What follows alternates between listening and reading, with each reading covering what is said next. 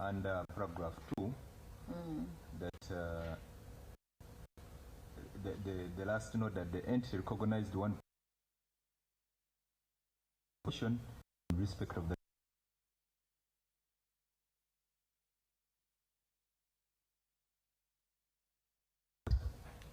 we proceed.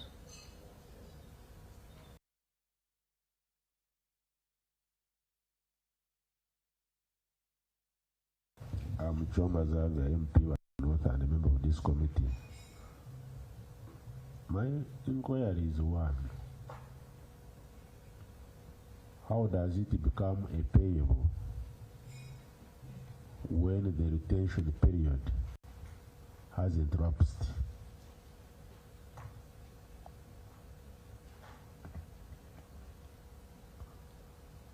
Through the accounting office, we had issues of the liberation of this particular retention.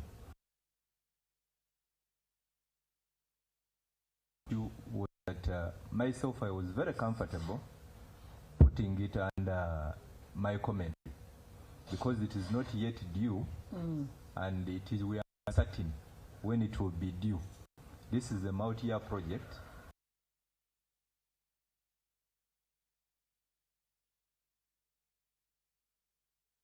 In the future, it is futuristic. So as of now, it is a disclosure in the accounts. Okay, you are actually supporting me. You will budget for it in the future. Because even if a project is a multi-year project, by estimation, you know when it's supposed to be ending, right? Yes. And that one in mind. So say liability now when the retention period hasn't lapsed. Maybe to help the accounting officer, for you to call it a payable, it is when it is due and you have a payable. But in this case, it's not yet due, but you are recognizing it as a payable. And to me, you are actually overstating your liabilities. Actually, honorable note, first and foremost, there are two issues. One is disclosure, and two, it is retention, but it is a commitment against the entity. Ideally, I would call it a contingent liability, that it, at a particular point in time, there will be an event that will lead to the payment of these funds. So why is it pertinent that we put it in the accounts? Is to keep track. Actually, to simplify it, disclosure is okay. It is just your reminder that at this time you will pay. But my concern is now being included in payables. Because by reading any user of this information will tell that the accounting officer failed retention. Actually, it is not. Misleading. It's actually trickling in your mind for through the accounting officer. I think we can revisit this and we make adjustments in the preceding accounts. Couldn't you seek for guidance from the accountant general before? Because that would be the first time. There are very many multi-year projects in government entities. I'm sure there is where they have been. Yes. The accountant general is represented in this meeting, and could be Arnold is out. Yeah, Arnold is here. We can have that settled without him, you know. Just bring Arnold on board. Honorable Choma, Arnold on board in regard to the matter.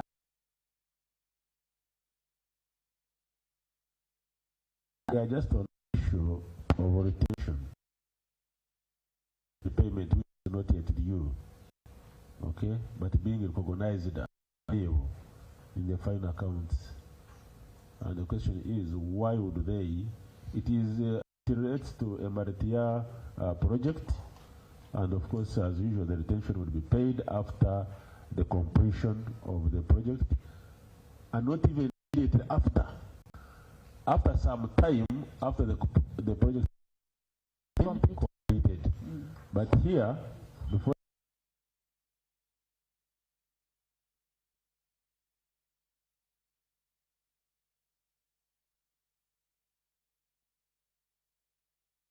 we are on, how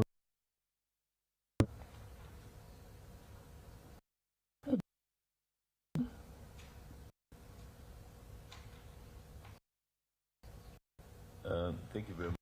and perhaps when you enter, I was asking whether they sought for guidance from Accountant General's office. A so unique item.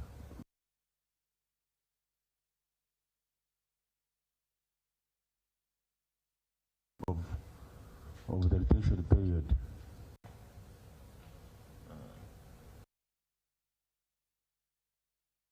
Honorable members, and yes, I want to stand with the committee on this, and this is captured under the contingent liabilities. Yes, but let's hear from the team and see what guidance maybe they sought for from Accountant General and how they were guided.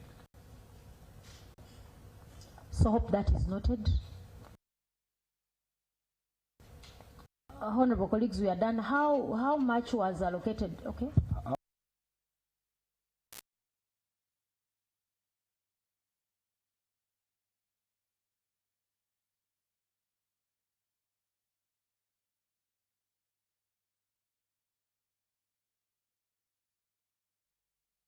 The practice is that once an issue has been noted in the accounts that have already audited and submitted in the preceding accounts, and that's what we are going to thank you. So many issues that were raised.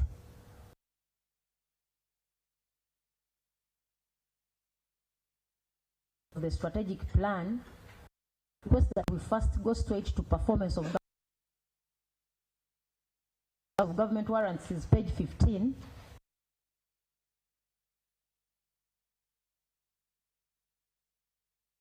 Well, after the chief's explanation. 15 is about performance of GOU warrants. Just note that you had a budget of 42 billion. It was warranted. Page 15. Is that true? Is that true? Yes, Chair. Why did you?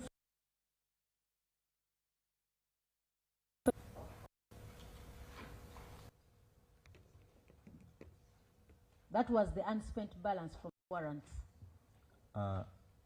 Chair, through the accounting officer, the unspent balances were mainly in 3 areas. That is the pension, that is the wage. Wage, we had anticipated that by within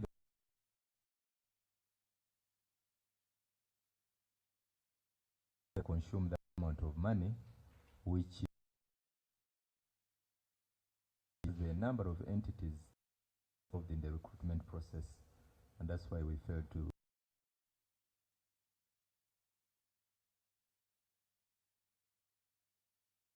the financial for how much is earned.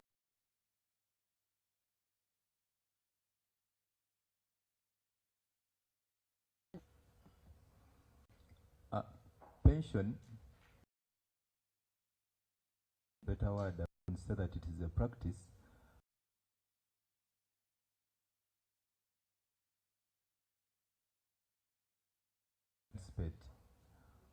normally the indicative figures which are given by public service were that though as of now the means of aging planning unit on them, and we believe that so you want to mean that is not a challenge? Pension is not a challenge in your entity? no, it is not. It is not. Honorable Chair, pension gratuity is not a challenge, and pensioner no, who has not been paid. You retire today, 6 weeks. So you 800 falls under wage. That's why we have to get the details of how much is under those two wages. For you did not need the money for wage and gratuity. How can finance allocate people they don't need? Yet others have challenges of inadequate funding in some of those lines. But no.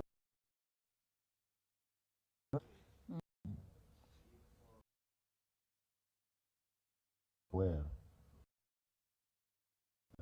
recruitment could not take place because of very many entities participating in the recruitment, not so?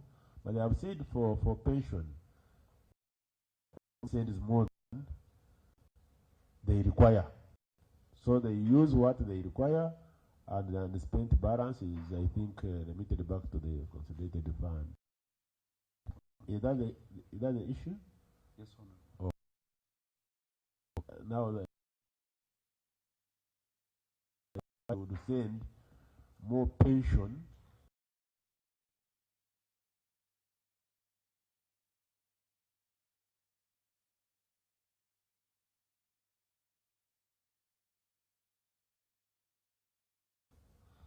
Chair. Yes, Honorable. Chair, that is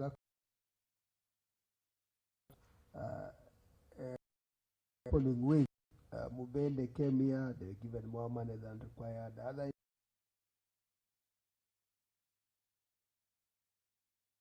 don't know really why it continues. So I think this is among the many entities we have heard about that. So it should be one of the be able to conclude with the finance when they come, because this deprives of resources that would as a matter of closing the gap. Yes, and Honorable share Sara. like Honorable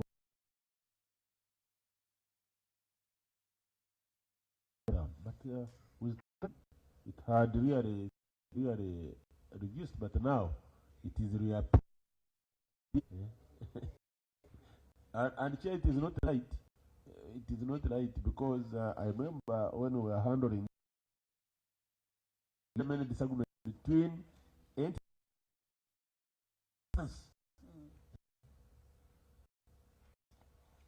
Honorable, as you speak interest, the statement of appropriation, classification of expenditure by nature page. There is no page, but go to Honorable Sara. Thank you.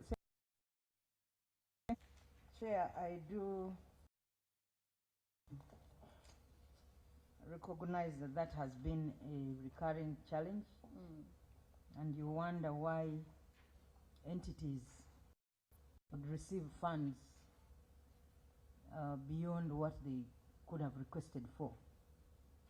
And it is surprising that the Ministry of Finance, for the last 5 years, as we scrutinize audit reports from different sectors, we see the same problem all through. And no effort has been made to actually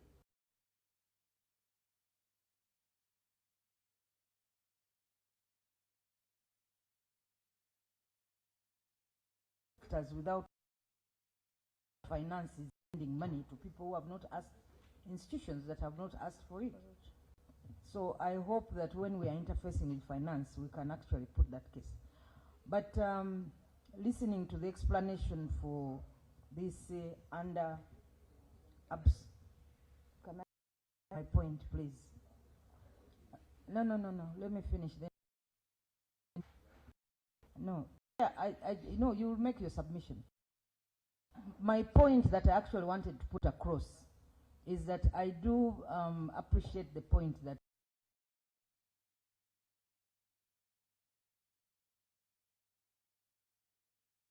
non-absorption, that there are different players. So that you actually requested, whether it is Ministry of Public Service or Public Service Commission, can you provide evidence that you actually submitted a request to fill in it? Maybe the volume is too big. You could guide us on their next year where you placed it, because we want to see how many vacancies, when did you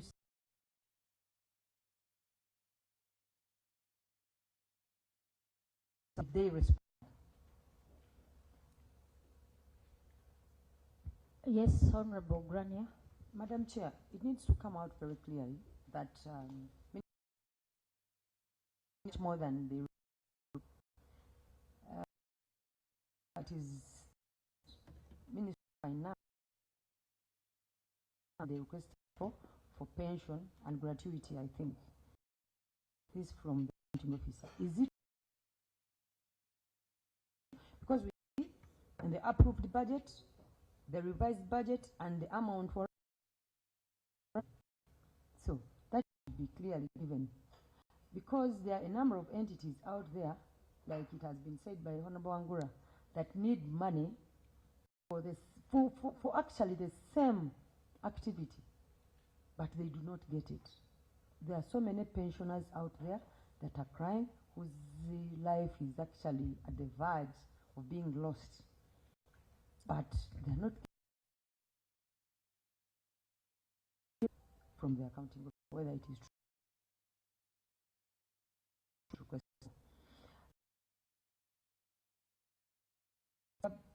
Budget, they indicated that, actually I think it was in the financials, they indicated that the releases were at 96%. Am I right? It is 98? 98%. But in this big document, they indicate that they received 100%. So that also needs to be clarified. Grants and the amount.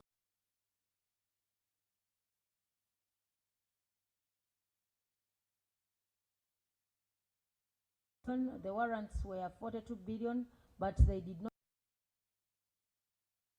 which creates,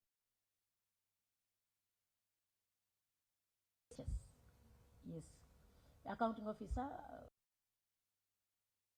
briefly. Yes, Honorable Chair, thank you very much. Yes, Andy, he has noted a current problem, which for us we did gives more money to agencies, but for us, yes, we were given more money, and she has suggested us to provide evidence that we have from us to the Ministry of course, Commission. Provide that, Honorable Chair, to the, because there is evidence. We have got the evidence, and the Commission is still tendering those evidence. I can ask some of my technical officers and bring the evidences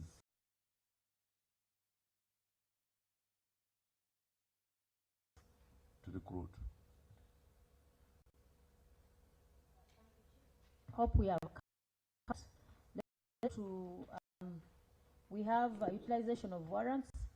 The audit assessed the extent of implementation of non-payroll activities with an expenditure of 34.7 billion, that is 84% of the funds that were warranted and utilized. There that not be assessed. Leave the one that was you have activities, 7 activities that billion, but the auditor could not assess what happened. Though we have been looking for the list of these activities.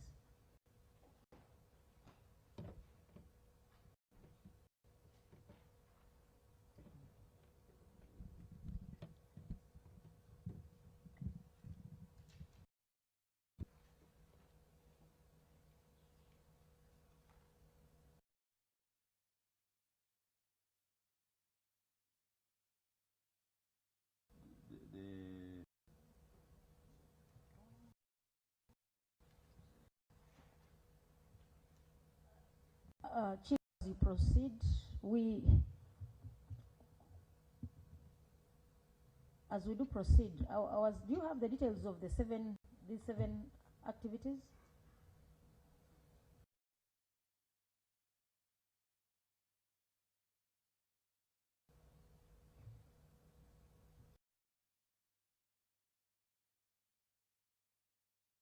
Because we need to know which are these. 34 billion, the biggest chunk, and this cannot be clear. Close to 35. Which are the items that could not be assessed? Honorable Chair, one of the biggest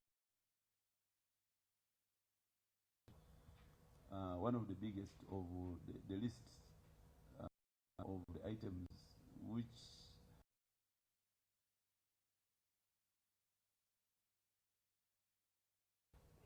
is one of them, because that was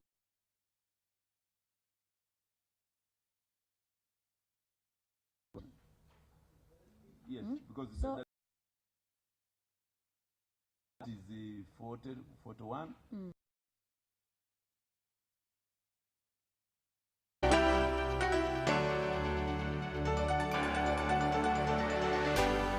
UBC, inspiring Uganda.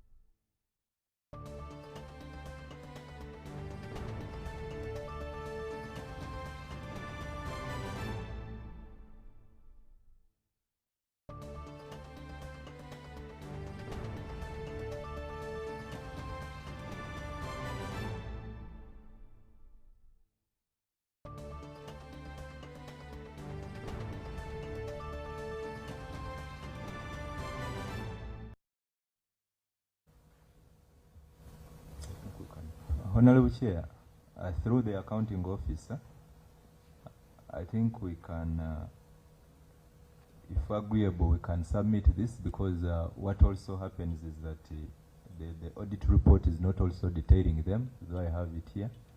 But I believe that when we look at the management letter, we can have them and we submit them to. Do you know what this communicates? Because then what did you respond to? Look at your response when it comes to the report.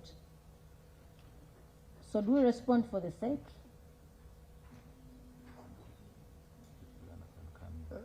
Chair. Through you, Chair, the head of planning can come in. The head of planning. Do you have business here? Chair. Are you sure you have business in this? Chair. This is actually his. No, let me tell you one thing. This is something that is straightforward. First of all, the items were not brought out clearly. For you, you came out to respond on something that was not clear on your part. That is why we are failing to agree. Because if these 7 were listed, we would have been responding to the 7 items that were listed. But because for you, when you got to the response, I don't know, why do you fear auditors? If I were you, before even respond to this, I would have asked the auditor for what they meant by the 7. It would have simplified your response. But because they were not clear on their part, they didn't give you the details, and because you feared to ask them, I don't know why, you decided to create your own query and respond the way you wanted. So, honorable colleagues, this is the gist of audit.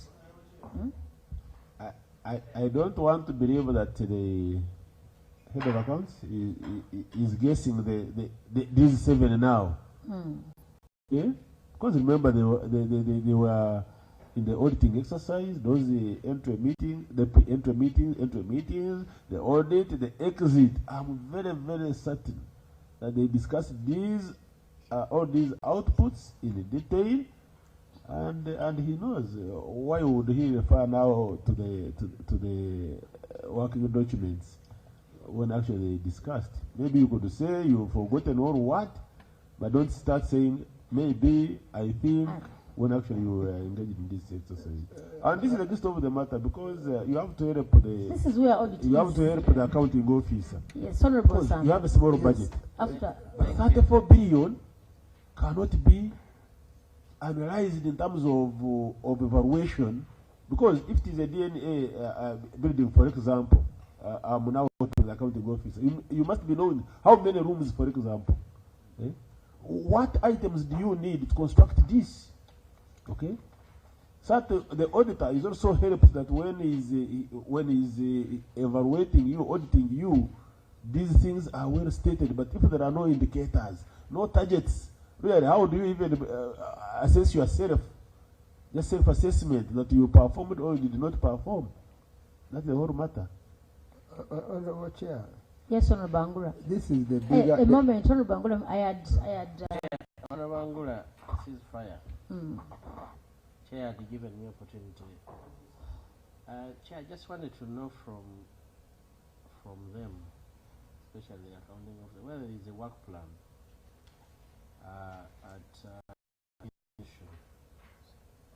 because that's all we needed to look at, your work plan. And what is there to assess, you're making life difficult, is whether we just want to confirm whether actually your indicators were smart or not. Simple. Well, that's all we need to look at, because just looking at your work plan, the annual work plan, it is easy for you to look at the 7. Like that, please pick it out, go by that.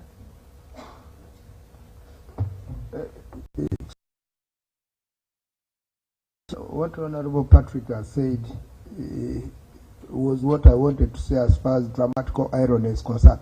But also beyond that, from your slim budget, your budget has continued to grow, and it has now reached 41.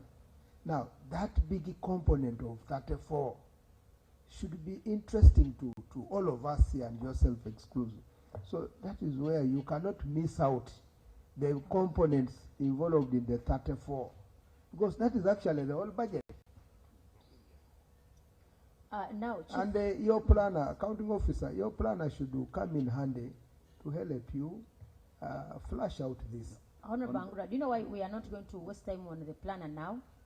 It's because the report is so few when it comes to this matter. So for the side of the planner, we're just going to hear just an explanation. Remember, they have no direct response to what we are speaking to here. So I believe we need to get more details. You are going to liaise with the auditor to see how we can have this one handled. But I want to remind you that this is the reason as to why you are here. You are here to account for the money that you received. So if you cannot account for it, that means we are doing a lot of nothing. For us, we are here for you to account for the money that you received. So if you received 42 billion and we cannot assess on how you used the 34, close to 35, then, I mean, is this an accountability committee or you have come to a laboratory? For us, we are not a laboratory. Chief, this is not a lab. We don't know issues of ingredients. For us, our Z is accountability. Tell us how you used the money and we close business. Madam Chair. Yes, Honorable Mudimi. I think the planner is keen in this because he's the one to quantify all those. So if we can help you, because you remember your budget when I came to Parliament sometime, it was 1.2 billion. Yes, so there are few who don't want to get embarrassed when, you know, from 1.2, you know. Honorable Mudimi, planner, this team is just here. Please cross over and you get these details, then you come this side. And much as you will come and submit again, this is a response you will then submit in writing. Because for here, it doesn't, it doesn't speak to the query. And Madam Chair, when I saw this, I saw everything was here. They have, as you proceed, they have tried. It is just empty. They have tried. Honorable Chair, much obliged. Madam Chair, they have actually, it is on Annex 4. I've tried to look at Annex 4. Annex 4. So, honorable colleagues, I beg that we give them time to. We must have that sorted today. Let's give them time. Let's. But Chair. No, let's give them time. The auditors are telling me that they have gone to photocopy the schedule. Chair. So, yes. Chair, by asking them to go to run to their work plan, I thought they would easily answer the questions. Because they attached it here.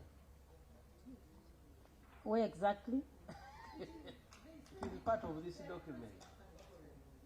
But they can't locate it. No, there is, we looked through that. When you look at Annex 4, it doesn't speak to what we are asking for. It doesn't. The items that are on Annex 4 are totally different from what you want to ascertain out of this, out of the query. That's why the auditor says they are trying to photocopy some schedule. Let them link up with their planner and we'll have an answer on this. I think we cannot move on.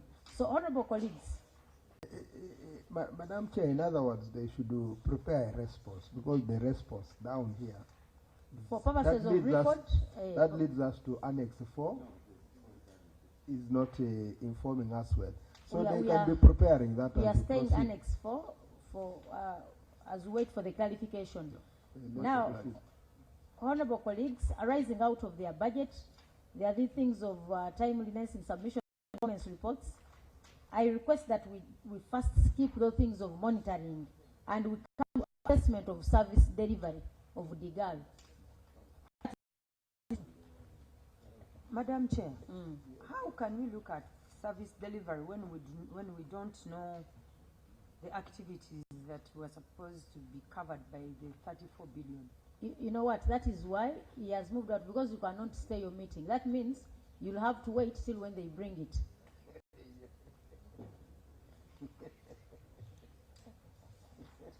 So let's first move to review of service delivery, and we are beginning with the review of the construction of the DNA data bank.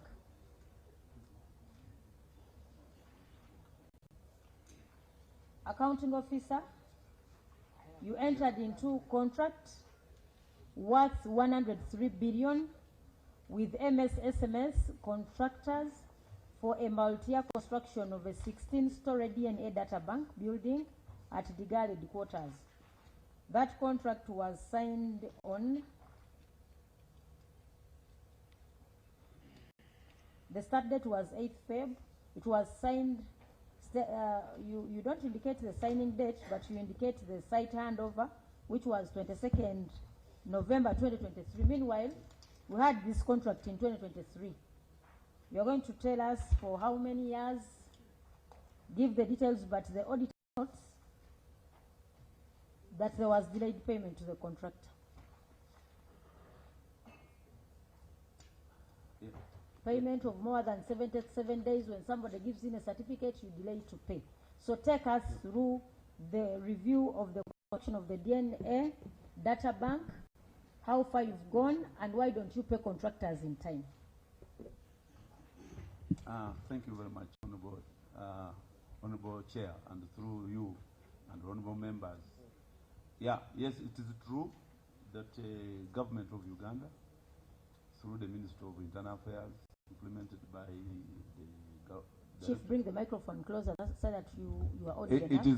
It is true, Honorable Chair, that the government of Uganda entered into a contract with SMS Construction Limited to construct a national DNA data bank,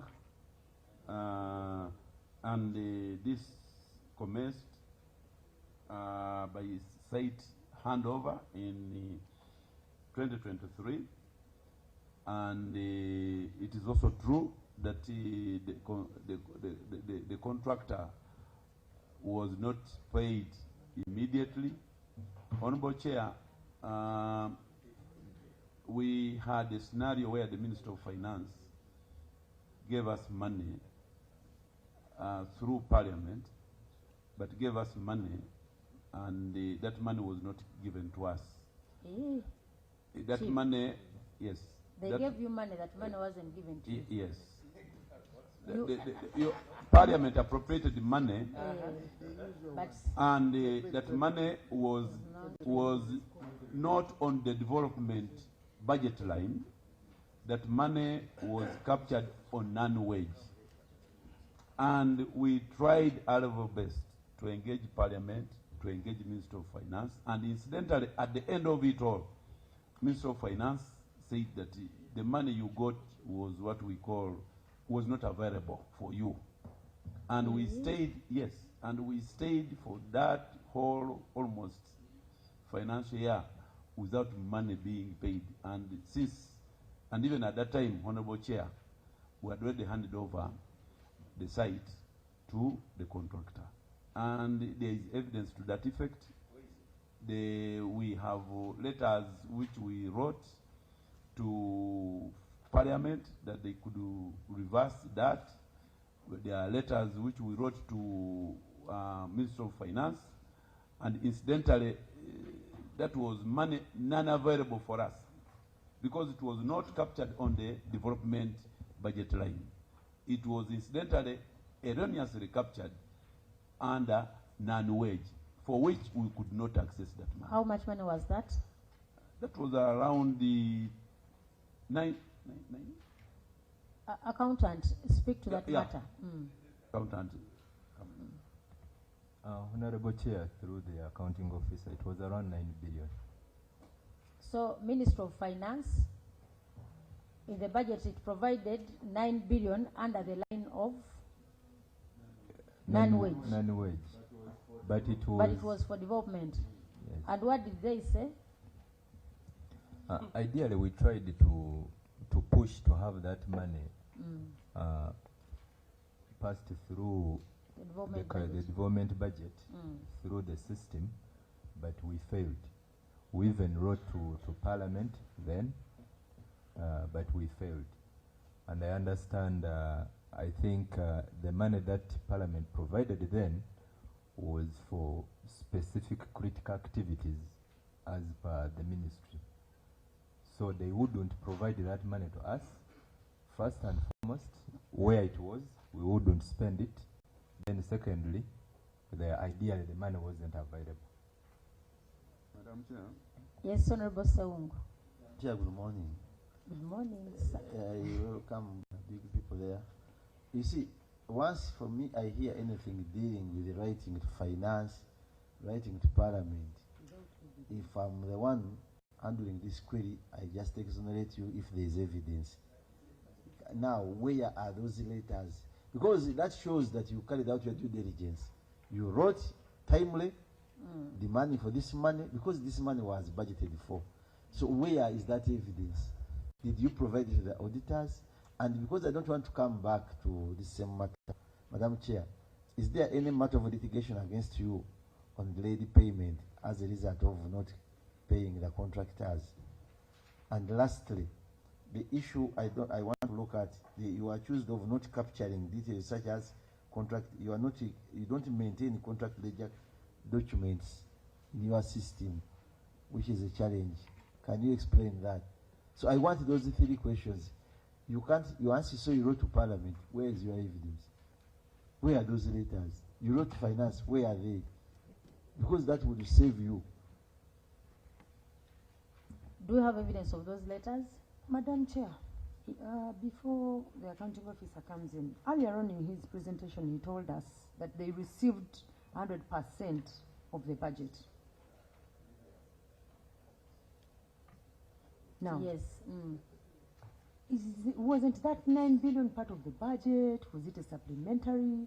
Was it something different from the budget that we had him submit about earlier on in his presentation? They received 98% of their budget, but the 9 billion was under a wrong line. So that means the budget was there, but it couldn't be spent because it was on a wrong line. And instead of development, it was on wage. Is it So it was given to them. So it was given to them. No. It was on. Honorable Chair, this is a multi-year project, and this particular aspect of money given to us but not available was in the other previous financial years, not this year, which honorable member is referring Which to. year are we looking at? And that is 2020. 25. Yes. So that is money No, which was not. Let's given get to this us. clear. You know, there is a way we mix up on multi-year projects. The thing is very simple. It's a multi-year project, but its budget must appear in the current budget because you have to pay. Yes, Honorable Chair, the money to this project for the last financial year was provided. However, this money which you are referring to, which the auditor captured, was given to us, but given to us in the wrong budget line of non-wage or recurrent, not development. We are speaking the same language. Yes. And it was not available to us. Neither was it released to us. We have got also the evidence, as asked by honorable members, our effort to rectify this situation. I have evidence of those letters which we wrote to Finance, which we wrote to Parliament, highlighting this particular anomaly. I have the evidence. I can tender it. Chief, let's go slow. Honorable Grania has a point. Is it true that the 9 billion was under item non-wage, but for the financial year 24-25? So No. does that mean that for the financial 24-25, you were not allocated any money for this project?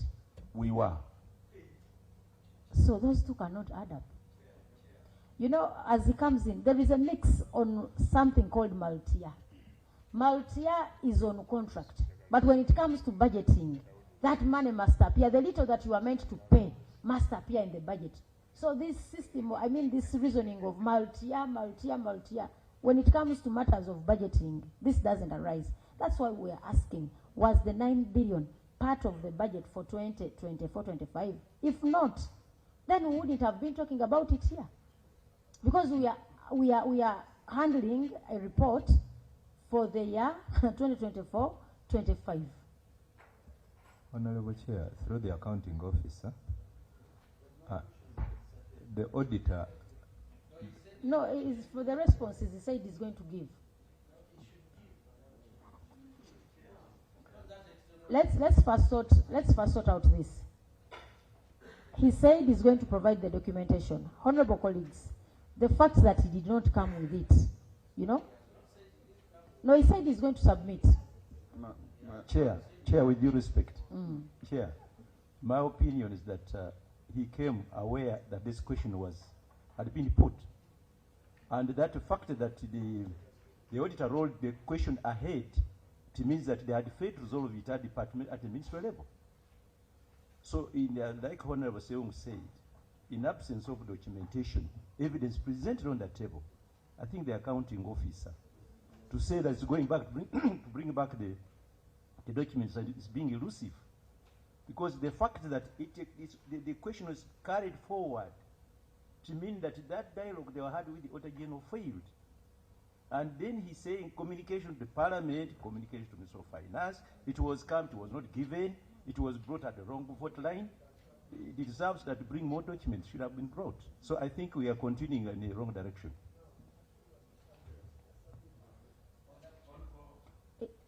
Yes. Can I keep in? Honorable Chair, as a right report by Honorable Sewungu, where he has explicitly told us to provide evidence to that effect, yes, we have the evidence of the communication from us to Parliament and also to Minister of Finance. Before the session ends, I've contacted my colleagues to bring the communications and to that effect. So then the issues of litigation against you, on the issue of delayed payment to the contractor, issues of penalty of delayed payment to that effect, yes, they were not brought to us because, of course, the funds were not given to us. There is no litigation against you? There is no litigation against us. For now, there is no litigation, that you are very aware that once you don't pay this money in time, in your general conditions, there is a provision for payment of interest. That is why the auditor came out very clear that although the supervising engineer did not compute and invoice to the employer Uganda shillings 317 million for the interest accrued on delayed payments in the subsequent certificates, there is a risk of future claims and potential litigation by the contractor in case he chooses to claim. So you are just lucky for now. You are not yet free. Otherwise, just know that there is a penalty every time we delay to and/or payments. And the contractor, for you to say, we did not get the money, that has never been a business of the contractor. Aware that the contractor uses borrowed money. So you cannot claim that you keep somebody's money for more than 2 months and you think you can just run away from it. Madam Chair. Yes, Honorable. When you look at this table, start date was February 2024, original completion date February 2026, which you've passed. It has been revised to February 7th, 2027. Is that right? Now, when you look at the payments so far made, it is 32 billion out of 103. 103. And it's hardly a year or a year from now. Which measures are you putting in place to clear this? Accounting officers, we do submit beyond record on the progress of this project in terms of physical and financial performance. Honorable Chair, as the Honorable Member has noted, yes, the completion of this project from what had been planned was, as it is stated, February 2026. But because the money is given to us every financial year, not every lump sum, it affected the completion date. And of course, we had to revise it because government gives us money on a financial year basis. So it doesn't give us all the money. So right now, the money which they have given us, we have paid out as the rightly put, 32 billions. And we still paid 32 billion. Yes, and of course, even this financial year, this financial year, there is money which there has not been given to us towards the contractor. But the third quarter release was not given to us. What I'm trying to bring, Madam Chair, I'm saying out of 103, you have 1 year for them to complete the building, and we assume you have paid it. But you have so far only paid 32. Remaining 81 billion. How are you going to get this one, 81 billion? To have this? For this quarter, nothing has been provided. Is that what you say? Honorable Chair, for this third quarter, there was nothing provided. And of course, this is government. So we are hoping that in the fourth quarter, there will be money provided towards the construction of this building, and we can now effect the payment to the contractor. Who is the supervising engineer for this project? Is he part of this team? Who of you is responsible for this project? We have the chairperson of the CMT, and it is the supervisor project manager for this project is ACK Forum, and he has got a team. But we have got ACK Forum is a consultant. Eh? Yes. Okay. Mm. Is the one which is supervising. Now, do you know what you're going to do for us? Here, the auditor is speaking about the main contract. Does 103 billion constitute the money for consultancy services, or the consultancy fee is different? No, consultancy fees is different. So we need to know how much is the contract for consultancy, and which type of contract. Number 2, compute the physical progress via versus financial progress. Aware that you are operating under extension of completion period for the contract. You intended to have this completed in 2026 Feb. You have an extension till 2027. So meaning that the contract period expired and you extended. So upon extension for a contract of 13 billion, you've only paid 32 billion. So, tax inclusive. Tax inclusive. So we need to ascertain the physical performance in terms of percentage versus the financial performance, so that we can see how to help you. And can you be on record that you will finish this project by 2027, the date as indicated here? 7th Feb 2027, will you be through with this project? Honorable Chair, it will not be. Let me be on record, because the financial inflow from government cannot help us to finish this project. What was the basis for the time extension of a period of just 1 year? What was the basis? Of course, the basis was that at that time when there was this revision, was that the money will come in and given to the contractor, and the contractor continues with the process. For after having failed to get that money within a period of 3 years, you expected to have miracles in 1 year, to get 82 billion in 1 year after failing to, for 3 years you got 32 billion. Then for the remaining 82, you expected to have it in 1 year. The reason as to why I'm bringing out this is you unfairly estimated your extension. I don't know whether you see it. And time to come, you are going to suffer. You are going to get penalties, because remember, from at the time of initiation, you signed a contract that is lump sum. Do you think the contractor will still move on with those prices that you used in 2023 throughout 20? You must definitely have variations. I don't know whether the contractor has intimated to you that in time to come, we must vary the prices.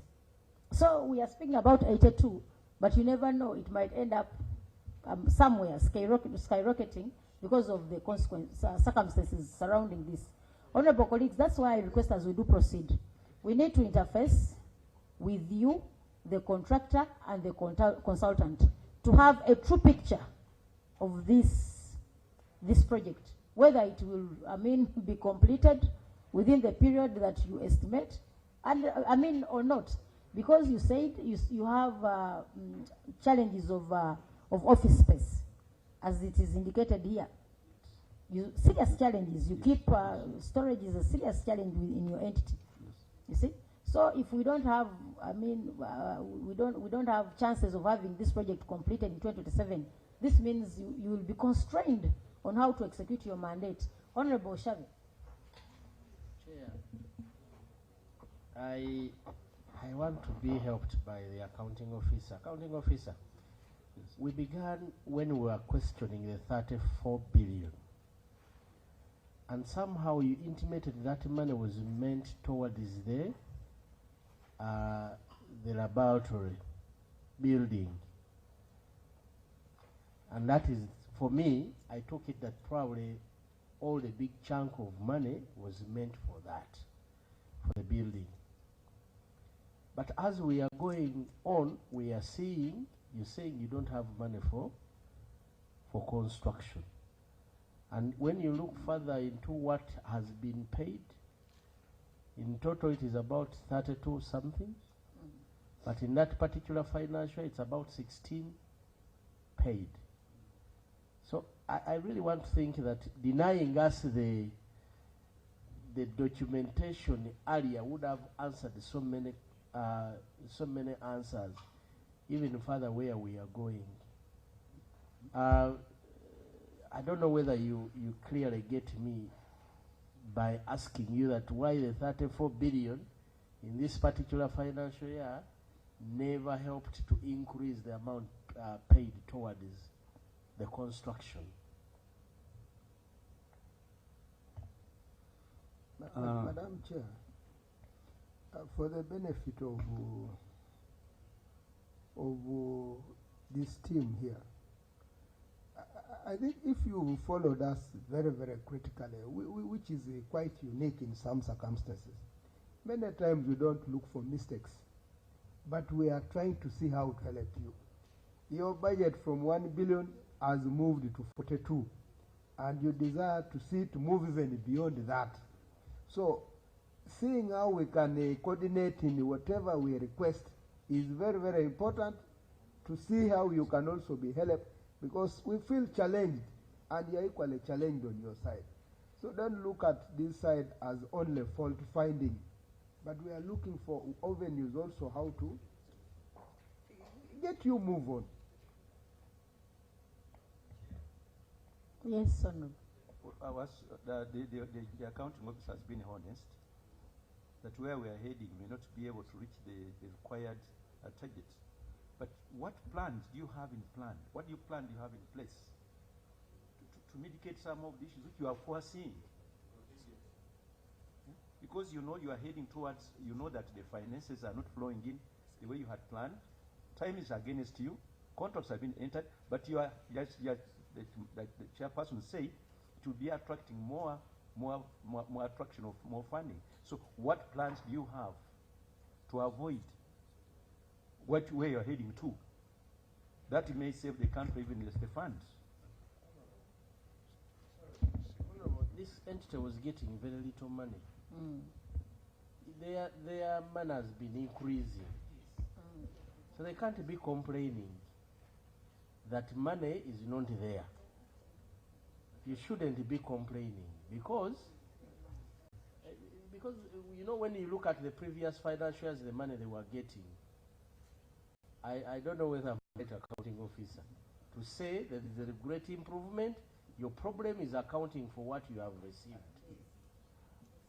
Honorable Chair, the honorable member has rightly noted that our budget was small. Yes. Now, you also, it should be on record that a big chunk of that budget is towards this construction. Yes, and we have not failed as indicated by honorable, but we get the challenges of the inflow of the finances towards this project. Like the Parliament appropriated in this current financial year, appropriated 15.5 billion for development. Now, out of that, as of now, the money which has been released under that towards this project is 4.5 billion. No, I'm giving you an example of this financial year. Yes. So I'm okay. So honorable members, let us move systematically. The account officer was trying to give you a financial impression of how it is in this financial year, though it might not be relevant for the financial under review, but was giving a picture of how funding is of the budget. However, as you do come in, kindly listening, as you do come in, we are going, hope we've saturated this to the members. All you gave the chair alone. Have we printed to everyone? Colleagues, do we have a list of the activities that follow under the submission for the 7 activities? No, Madam Not Chair. yet. Chair, you know why I'm telling him to insist on the financial under review? The financial under review, they got almost 100% release. So you cannot now start claiming about the money you've not received when you have failed to account for the money that where you got 100%. In addition, the accounting officer refers to financial which is not under review. He is trying to make I don't know, because now, could it be the question of management? Could it be the question of, what is it? Like if someone said we are trying to find a way, nobody's blaming anyone, but now that you got nearly over 90% really, the performance therefore should be immeasurable at that level. Madam Yes, Honorable Sawungu. Madam Chair, Madam Chair and honourable members, believe the truth of this man. If he's telling you the truth, let us generate a recommendation for him as we write our report. If he's given money for capital development and the money is not released, the question I asked him is proper records of what he spends in the ledger. He failed to respond. Because the issue of this entity is key. People are producing children, everybody is denying children, and the remedy is on them. It has not been getting attention from government, but if there are collections that are coming, let us speak the recommendations giving us if he's telling us the truth. Because if he tells you that he cannot assure you that you will complete that structure by this financial year, he's telling you the truth. Let us get the letters he talked about, where he has been writing, even to Parliament. We generate, Madam Chair, a very good recommendation. I don't know which committee he appears before for sessions, internal affairs. Yeah, because they're not supposed to defend him seriously on this kind of funding. But otherwise, I have been following this thing called the DGL and what. We will take there to look, if people want to find out whether the child is his, they don't have money. The others are producing twins, the others are what. All this, and the issue is growing day by day. 400 cases. Yeah. So I think, Madam Chair, members, let us take what he's telling us, we keep it on record, because it's going to appear back in this committee. And many of you are going to be around on the same. He will tell you the same, but we shall have made our recommendation which can hold the finance and the entity is supposed to cater for his proper funding. Madam Chair, I beg. Madam Chair. Yes, Honorable. I understand we are looking for a way forward to move away from this activity and also see how to help Ugandans. I would propose that the accounting officer gives us an accountability of the 22.7 billion he says they received for capital development. Maybe as we move along we can find how much was spent on the lab. Because Now, they indicated that the 22.73 that was budgeted was actually warranted fully. So let's see how much of that was spent on this construction. Honorable colleagues, let's first conclude on the issue of the construction activity. As you've observed, as a country, we have so many projects that have stalled. It's not with this digger alone. There are so many projects, even in road works. That's why we've said we need to have him, the team of his contractor, the consultant, and we get the actual report on physical versus financial performance. Remember, we have an interface with finance. He's telling you even in this financial year, he has not been given the money as was budgeted. So meaning this project needs to be helped. Every one of us agrees that it's a very critical entity that we cannot underestimate in terms of, funding. The project has overstayed. They are on extension time. It's yet to expire. They are going to again extend, which is a cost to them. So we need to see how to pick them from there. The other thing is they have made a submission on in regard to the 34. The 34. So the only challenge is they had made a few copies. So we are waiting for more copies so that every one of us can have one. Then that will take us back to the issue of the 34. But take note, AO, that 34 is not for the construction. There are so many activities under. It's not construction alone. So colleagues, so that is what we are saying. That is why our chief,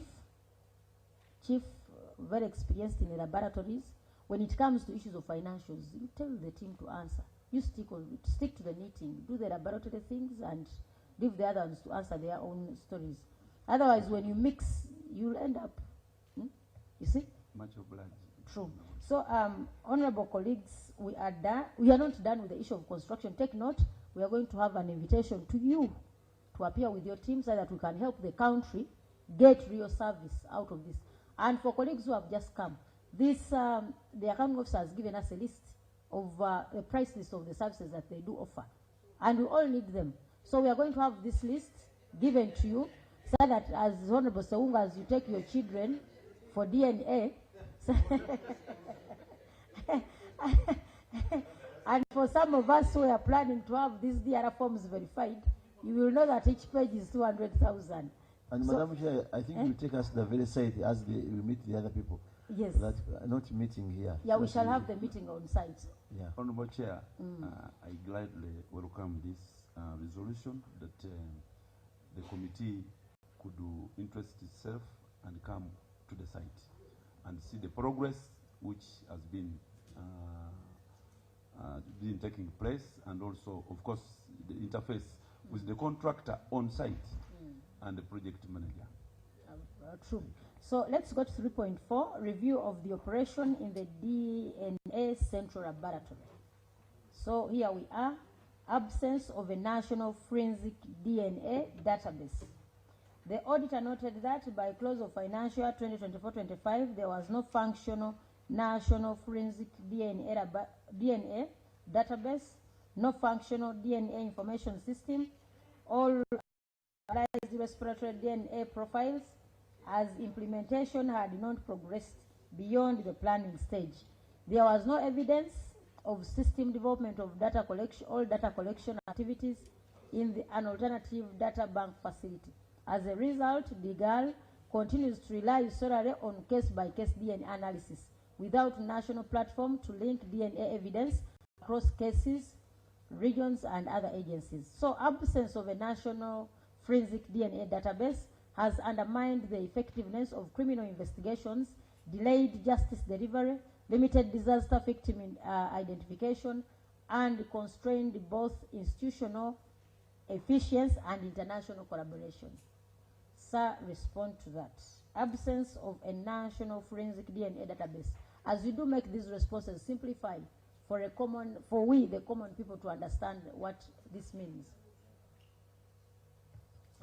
Thank you very much, Honorable Chair. Indeed, the auditor noted that this national DNA data bank is of importance to this country. He has highlighted the importance of this facility to the nation of Uganda, and the absence is costly, and as he has highlighted. Honorable Chair, there are a number of aspects related to this.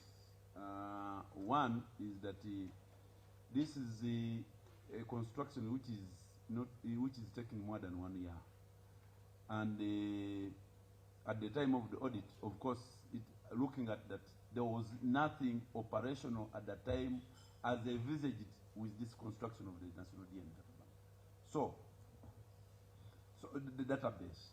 So the DNA database is not present as it is now, even currently now. But it is being constructed. On the issue of the aspects which relates to the DNA data bank, the absence of the legal framework, I have the honor to report that the Forensic National DNA Database Bill 2025. You said absence of what? The legal framework. The legal framework. Now, I think you look at the page 26. Page 26. Yes, but where is it? Chief. Madam Chair, could you clarify on this? Chief, I want you to simplify, because it looks as if people may think you are talking about the building. No. No. Because as we are explaining, you also somehow had switched the building. Madam Chair. We are talking about a database. Database. So speak to the database. Database is... Madam Chair, if I may interject a little. You see, in his explanation, and where you have even interjected, he says that the forensic detail is a national level issue and its implementation depends on the enactment of the Forensic and Scientific Analytical Service Bill 2025, which is currently before Parliament. Now, the moment you appear before this committee, can you place a draft of that bill to this committee? Because, Madam Chair, I know what this man is trying to say, but could we see it's before Parliament, but you are now before the committee, and the issues raised here are pertinent. Look at the effectiveness of criminal investigation is failing because of that. Then delayed justice delivery is because of that. Limited disaster victim identification is because of that. And constrained both institutional efficiency and international collaboration. But it would be very key when you are appearing before this committee. You are saying before Parliament. No, we are not all belonging to your committee where you appear. The only answer here is placing it before the speaker, the chair of the committee, to believe that you presented that bill. Where is the copy that can be used with? Because whatever is complained about here is as a result of failure to have that bill enacted into. Madam Chair. Honorable Chair, the bill is on Annex 12, if you can go on this picture. Then there I give you some marks. Annex 12. If you have it, yes, it was attached. It is Madam Chair, I don't rarely give marks, I'm giving. Madam Chair. Let me look. Annex what? 12. Madam Chair, as Honorable Serungu visits the Annex 4, my question is, Annex 12, my question to the accounting officer is, how far have they gone with the generation of the database? Because I can see in their report, this Parliament agreed that they prioritize this database generation with a financing of 178.66 billion. Since then, have they been receiving money for the same in those financial years? If that is not what they prepared for as they were coming for this meeting, because we know we are looking at the year 2024, 2025. Can you just brief us about this in as far as generating the database is concerned for that financial year under review? Thank you. Honorable Chair, may I request the head of criminalistics and laboratory services, where the DNA services for to come in. But as he comes in, you should also be mindful that you stick to, Honorable Angura, can we have one meeting? Let us stick to the responses that we gave. Number two, dear scientists, when we are making responses to these queries, avoid using red. Red is real and official color. It is not an official color for. So these responses, you can see how to do it. You can make them bold, but avoid using this kind of red. Yellow is very unacceptable because you know the dangers of yellow. Do you want to be part of yellow fever? So really, we cannot take that zone. So, Chair, rightly noted.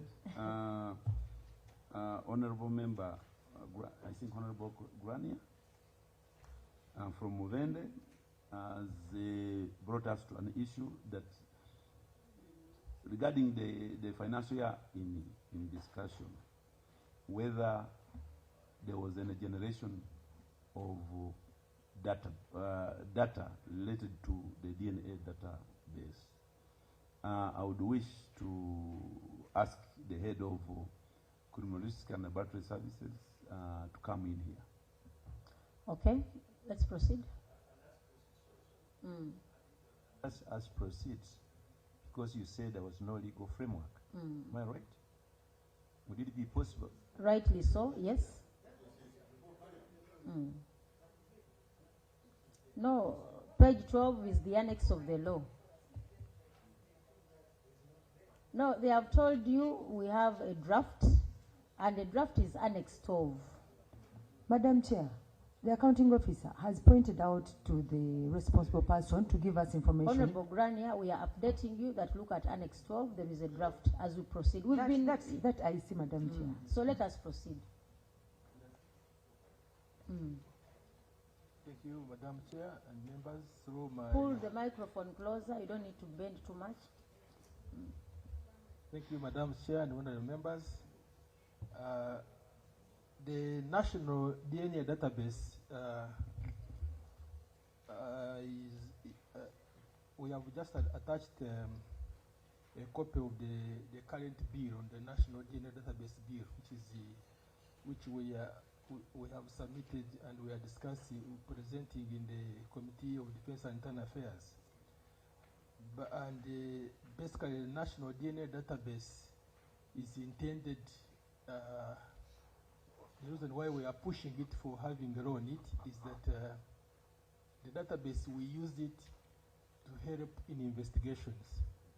An example is if a crime is committed in Uganda now and the police has gone to the crime scene and has picked the exhibits, apparently the current practice has been the suspects are all arrested.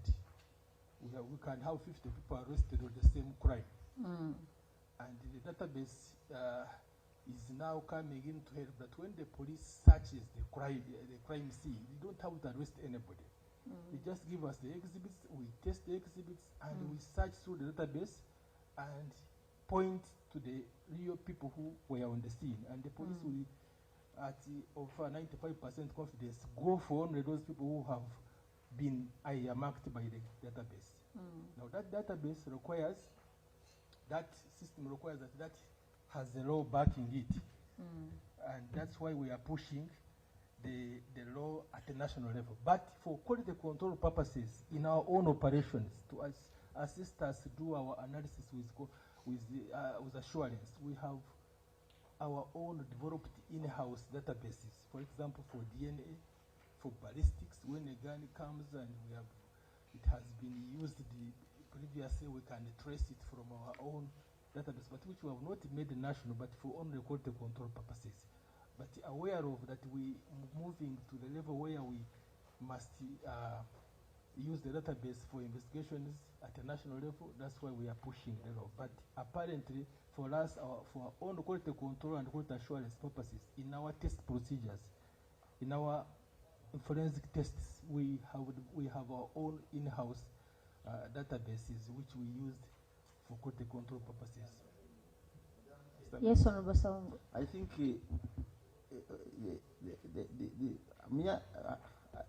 I would like to say that this, even when you got the response of these people, they are insisting on this act, on this bill. I think the response is good. And I've looked at the objects of the bill and everything. It is about a data center, isn't it? Because as we talk now, people are going to any person to get test DNA, but there's nobody supervising all these institutions. I would pray that this their response is valid in this matter. Once the bill is there, we Parliament, let us not run away from our responsibility. We must also accept challenges on our side. Whoever is the committee in charge of this entity is not moving fast to move this bill, because it was tabled on I see that date is it was on 16th May 2025, and it is key. There are so many challenges happening now with the families. Someone decides, I'm taking my children to this doctor, I know he has DNA. Even in Kalungu, I got samples of a battle where they had before burial of somebody, but the samples were kept by a nun. You know, all those are issues that must appear in the bill. So I think I am in agreement with your response, management response to the query. And what we have to look at to clear this is we Parliament, and that's a recommendation. Why is the relevant committee not move? I move we proceed with another item. Their response is valid. Honorable Chair, Honorable Gramia from Muvende wanted to know whether there is any data generated during the financial year 2024-2025. In this book, there is a study which we have undertaken. I think it is Annex 9. The RLF frequency database for 21 short tandem repeats in the Ugandan population. This is a study which we, of course, this is also forms part of our database development. We carry out this study across the Ugandan population from east, west, south, central, and we have generated the genetic profiles of our population and to see what we can in future use. Presently, we are using databases which have been generated by other people. So, I think specifically to speak to the query from the honorable member, we have indeed taken a step to generate our in-house databases, and not only the DNA database, as the head of criminalistic and laboratory services has said, we have the ballistics database, we have got toxicology for poisons database, we have got the pesticide residue database, we have got the Madam Chair. So these ones are helping us to solve the crimes which are committed in the various crime scenes. Madam Chair. Yes, but my view is that we want to concur, but I think this committee should come out, as a colleague has asked, talk to the powers that are with to ensure that these bills actually track. No, because I think the regulator here now is government, and the others are doing things illegally, whatever. So let's agree that we stop that issue now, and we only have the timeline. Very true, Honorable. But, Honorable colleagues, I request you to pick interest. There is a report that was produced by this same Directorate on microbiome monitoring report on assessment of microbiological safety of groundnuts sold in major markets of Kampala. No. Pick interest as leaders. But, Madam Chair, it's maybe I take you back to... Honorable Chair, Annex 9 has got different reports which we have... different reports. I think Honorable from Muvende, they indicated the levels of aflatoxins in the GNATs, in the cereals. So this report speaks to that effect. Also, I was speaking about the report on pesticide residues on fruits and vegetables, specifically tomatoes. It is also attached. But why did you only do on pesticide residues and selected fruits? Why Northern Uganda alone? Honorable Chair, we have done the studies not only in Northern Uganda, we have done in the Eastern Uganda, we have gone in Central and also South. So, those reports. Chief, do you see the relevance of your department now? You know, it's no longer Directorate; it's a department. You know, some of these reports are good to us as leaders. We inform our people on some of these things. So, how I wish you can see how best you can popularize the work that you do. Besides, it goes National Media Center. Let's proceed. We take note, but as we've concluded, your work is really relevant. Make sure the people know. When these reports are out, let MPs be given reports in their pigeonholes so that they can inform. You know, these are representatives of the people. You come with out with reports, heavily spent some huge sums of money. You keep quiet with the reports. Madam Chair, in his opening remarks, indicated to us that He doesn't advertise his services. No, he has those that are classified, but there are those that are for the people. Because this report classified, sir? And the second, no, it's not. Chief Parliament is almost winding up, and you better track the bill. Short of that, it will collapse with. Unless someone move a motion to save it. If it's not saved, when they... Which committee is this? Health? Defense. Defense, eh? Who is on the Committee of Defense here? But the motion has to come from executive to save the work. Short of that, you go back to square one. Honorable Chair and honorable members, this bill came to Parliament. Parliament involved the stakeholders. They submitted their feedback about the bill, and I think the bill is from the Committee of Parliament. That's why they are telling you fast track your bill, otherwise your energy will be wasted. We are going to do that, Honorable Chair. Please. Honorable colleagues, 3.42, insufficient workplaces and storage in the DNS division. The auditor notes that is 3.42, page 26. Inefficient, number one is inefficient workflow process.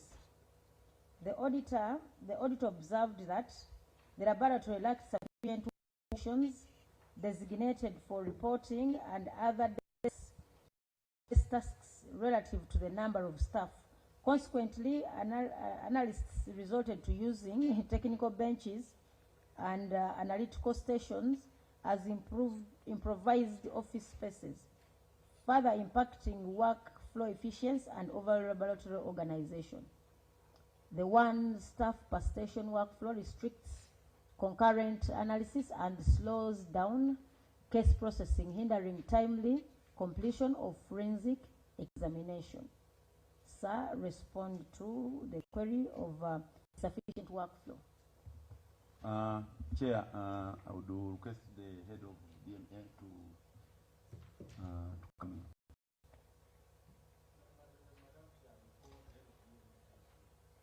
I don't think that is for him. This is a matter which is administrative in nature, because they are asking about the existence of workspace, which I don't think, if I got it right, yes. They are asking about. So are you doubting? If you need a technical officer to perform, you provide them with the tools. If he needs the space, give him the space. If he needs equipment, provide the equipment. So who is responsible? The accounting officer or the head of the institution?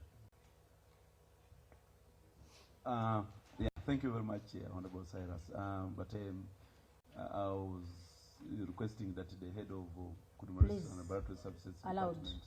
Thank you. Thank you, Chair. Thank you, Chair. Through my accounting officer, I want to state that the problem of space in the government laboratory has been a long-standing issue, and with the growing set of activities and that we do as a lab, it has been a long-standing issue. But we are only believing that this issue will be fully resolved with the completion of the DNA database which we are putting up, and in the designs we provided fully enough storage spaces and working spaces in this building. That's what I can say on this, sir. Honorable Sound.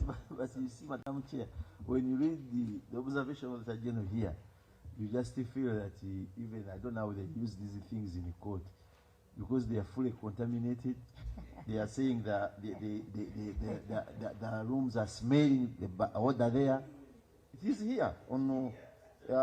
Furthermore, upon entry, a strong unpleasant odor was detected in the exhibit storage room, suggesting inadequate ventilation and poor environmental controls. So the whole thing, I am looking at the judges who are handling matters of such exhibits from your department, how they are generating their judgment with such materials which have been contaminated. And And Chief, as you take note of what he's bringing out, the auditor put it clear that the use of analytical benches as office and reporting stations exposes sensitive work areas to non-technical activity, increasing contamination risk. And Madam Chair, you see, Mr. Accounting Officer, as I conclude, with all the poor conditions you have, something must be done administratively with the limit of what you have within the meager resources. You know, don't you think UPE children get aggregate fund 5, 6, 8, 10? There are many first grades under the poor working conditions because the teachers there and the teachers under trees, they are getting grades. But here, the report here shows that even for you, you are only thinking about the new structure. You are not mindful of the exhibits given to you, storage and management. Something must be taking place. There is poor supervision at work and management, and that comes directly before you and the one in charge of, why is it human resource? The one in charge of all the staff. So kindly take key attention. This is not pleasant. So what causes the smell? Honorable Chair, I want to categorically state that there is no scenarios of where our exhibits can be contaminated. You are aware that one is that our lab is under international accreditation, and one of the aspects is which is looked at as key is the workspace, the cleanliness. However small it would be, how you maintain that. Now, the kind of exhibits we receive range from stomach content, range from blood, range from stool, range from all those, and body organs, and there is no way, even in our code room where we keep this, when you open like this, definitely you will get that smell. You will, even when we are working. A moment, let him conclude. Give him time to explain. Chair, why I'm saying this, and allow me, I want the accounting officer to appreciate that we are here because of the country called Uganda. And we are not here to give a defensive cover-up. We are using users to maybe to help alleviate a situation which is out of hand. And this observation to be written here by international, you are calling international? Auditor General is helping us and helping you and helping us to put whoever is responsible to improve on that situation. But now to give a defense, you are now saying maybe the auditor's smell was not genuine. No. Madam Chair, right at Madam that, Chair. Just 1 minute. Honorable colleagues, a moment, honorable colleagues. No, Honorable Song, a moment, as you switch off the microphone. You know, we disorganize ourselves. When you switch on the microphone, she switches on, we confuse. You know, yeah, at least let's be orderly. But Chair. Yeah. Yes, Honorable Song, let's flow. See, Mr. Accounting Officer, you know I don't know your names. I came in late. And you here, inadequate storage space exposes exhibit to contamination, damage, or mix-ups, undermining the integrity of forensic results and diminishing their evidence value in a court, and further compromising the reliability and integrity of forensic. And this document was tabled by you. What was stated by it by you? You had the room for your management response. You could have explained that, but however, I disagree with this by the auditors. So for us, when we read what they say, we take it. Your explanation here is good, but the threat and the observation, because auditors, the Office of the General uses only those people working with them. They get external experts in this particular field to come and give support to the auditors. And what they observe is what they state. Contamination. The word contamination. I don't know your local language. even where I'm sitting What here. does it mean in your language? Eh? You tell us in your language what is Auntie, I don't know transcribe my words. In Rwanda, Swahili, what? But I think let us agree, for the sake of solving this challenge, that the issues that are raised by auditors are good for your next step as you transit to your new structure when it is completed. But don't say there is no contamination. Information, Honorable Sewungu. Yes, Honorable Nsamba, as Honorable Grania comes in. Thank you. I wanted to inform Honorable Sewungu that actually the information provided in this management response probably is better than what you're giving. Because when you say, you people don't worry, we deal with these things. Even when we move to the new building, it will smell the same way, because these are the things we deal with. And for us, the auditors told us this affects the results. And the results that you're going to give, that's what the auditor has given. So I think we better stick to how you responded here. Otherwise, when you're telling us that, hey, members, when you go to kitchen, the kitchen smells food.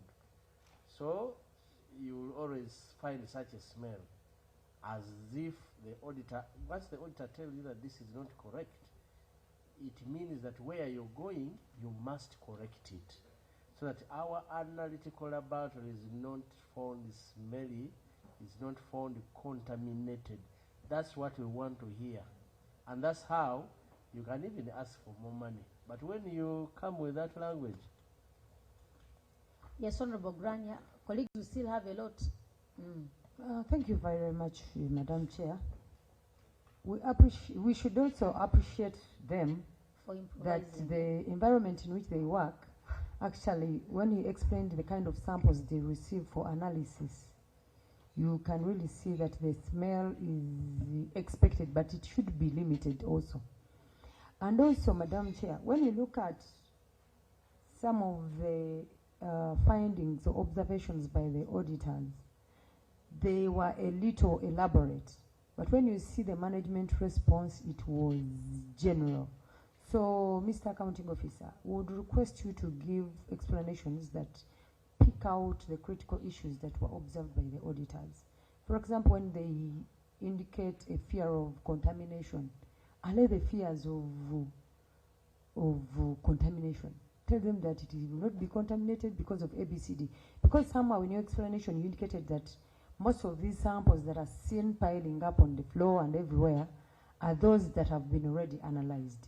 So if you gave such an explanation, someone would easily at least have some trust in the results that will come out of our analytical lab. So we need a detailed explanation or response, Mr. Accounting Officer. But also, as earlier said by Honorable Nsamba and the rest of the honorable members, we intend to help Ugandans to have more trust in this analytical lab. Like you said, it is accredited by ISO. So we need this accreditation to actually stand. It will not give a very good picture for someone who is watching us from far when we say the lab that you're operating in has no working benches, has no restricted areas for DNA processing. Someone will actually, those who know how sensitive DNA analysis is, will not trust our results anymore. So we better do what we need to do, what we must do to ensure that the quality of results we put out of this are trustworthy. Honorable Algon, thank you. As we summarize, we have a lot on table. We have a lot of work before us. First of all, I need to appreciate the team before us. You know, on our side, it's easier to bash them, but they go through a lot and they do a lot. Honorable, you don't bash, eh? No, sometimes I have to be also hard. Sometimes. Okay, that is.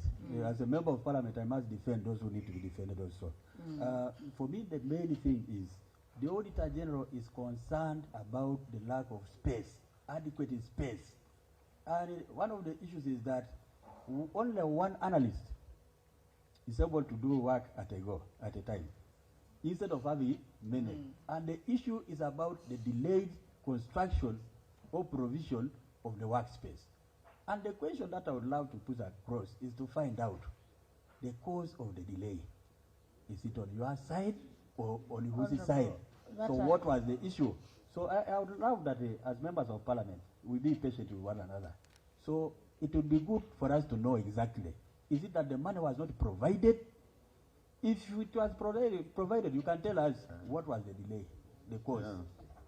Honorable colleague, I want to say we extensively covered the issue of money and the issue of the building. We started with that. Yes, so Madam Chair, I don't see the reason as to why we should even be talking about the issues of contamination. Some of us cannot even conduct a surgery on a frog. We fear. Honorable colleagues, I hope we've extensively covered the issue of the building. Now that you have seen the challenges of the building extensions, and we seem not to complete the building soon. That's the fact. Now, Chief, I'm observing a challenge. You seem to be very comfortable with the status quo. Do you know why? That is why you can ably say, no contamination.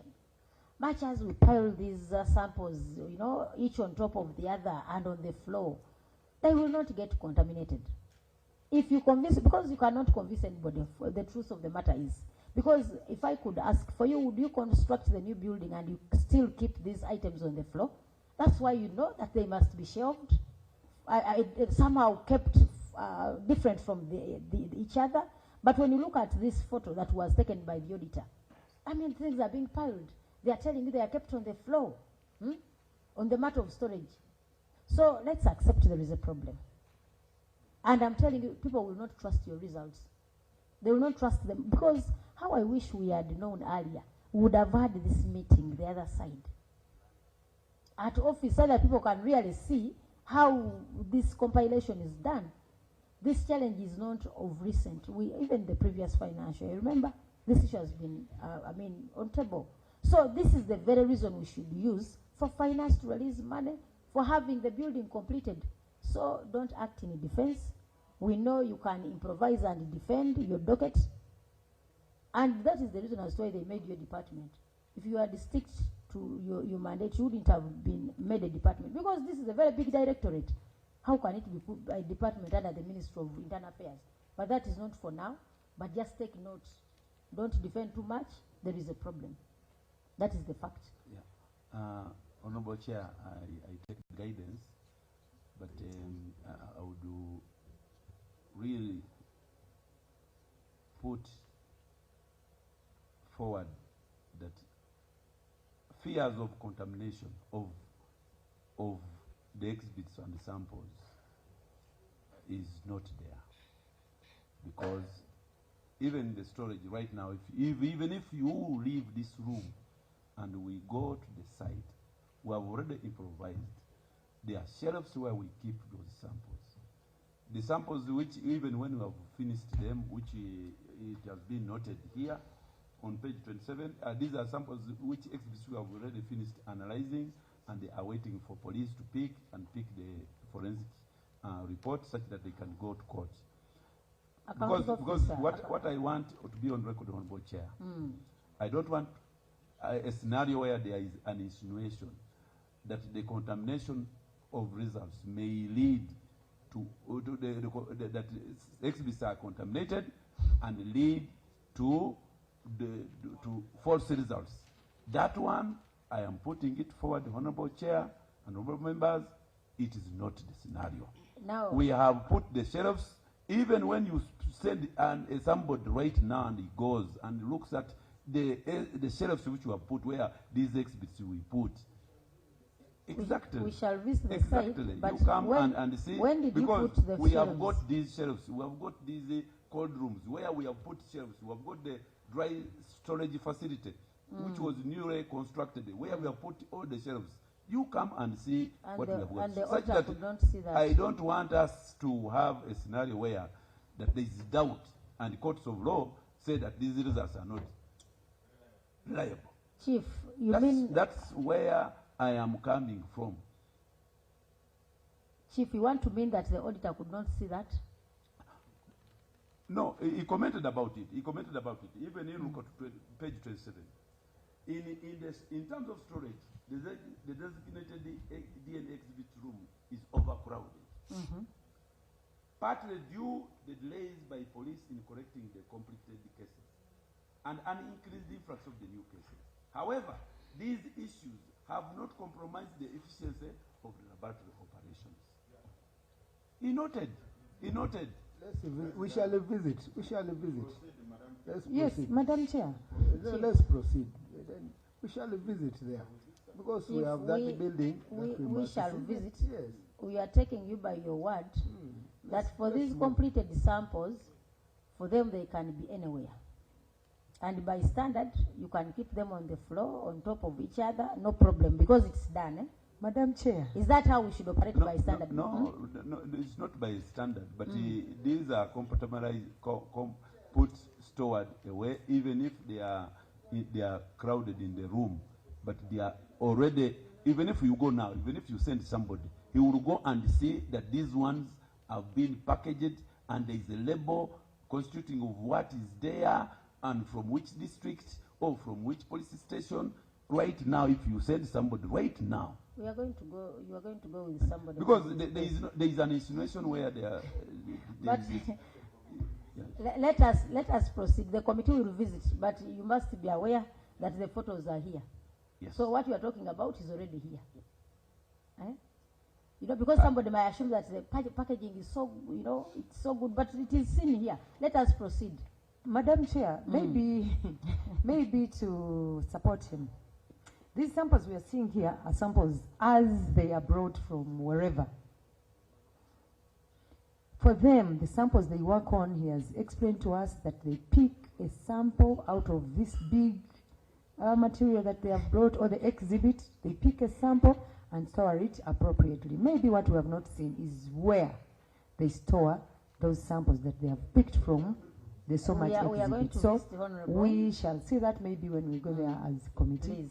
But we are glad that he has assured us that the results we get from them are reliable. As a patriotic Ugandan, that was the right answer. Patriotism pushes you to that, but we shall get there. 3.43, ineffective management of case backlogs in the DNA division. It is very consequential. So look at the number of cases. For example, in the financial year 2020-21, you had stock of 569, a new stock of 715, total number of cases 1,284. You only worked on 498 cases. So we observe there is a lot of backlog, sir.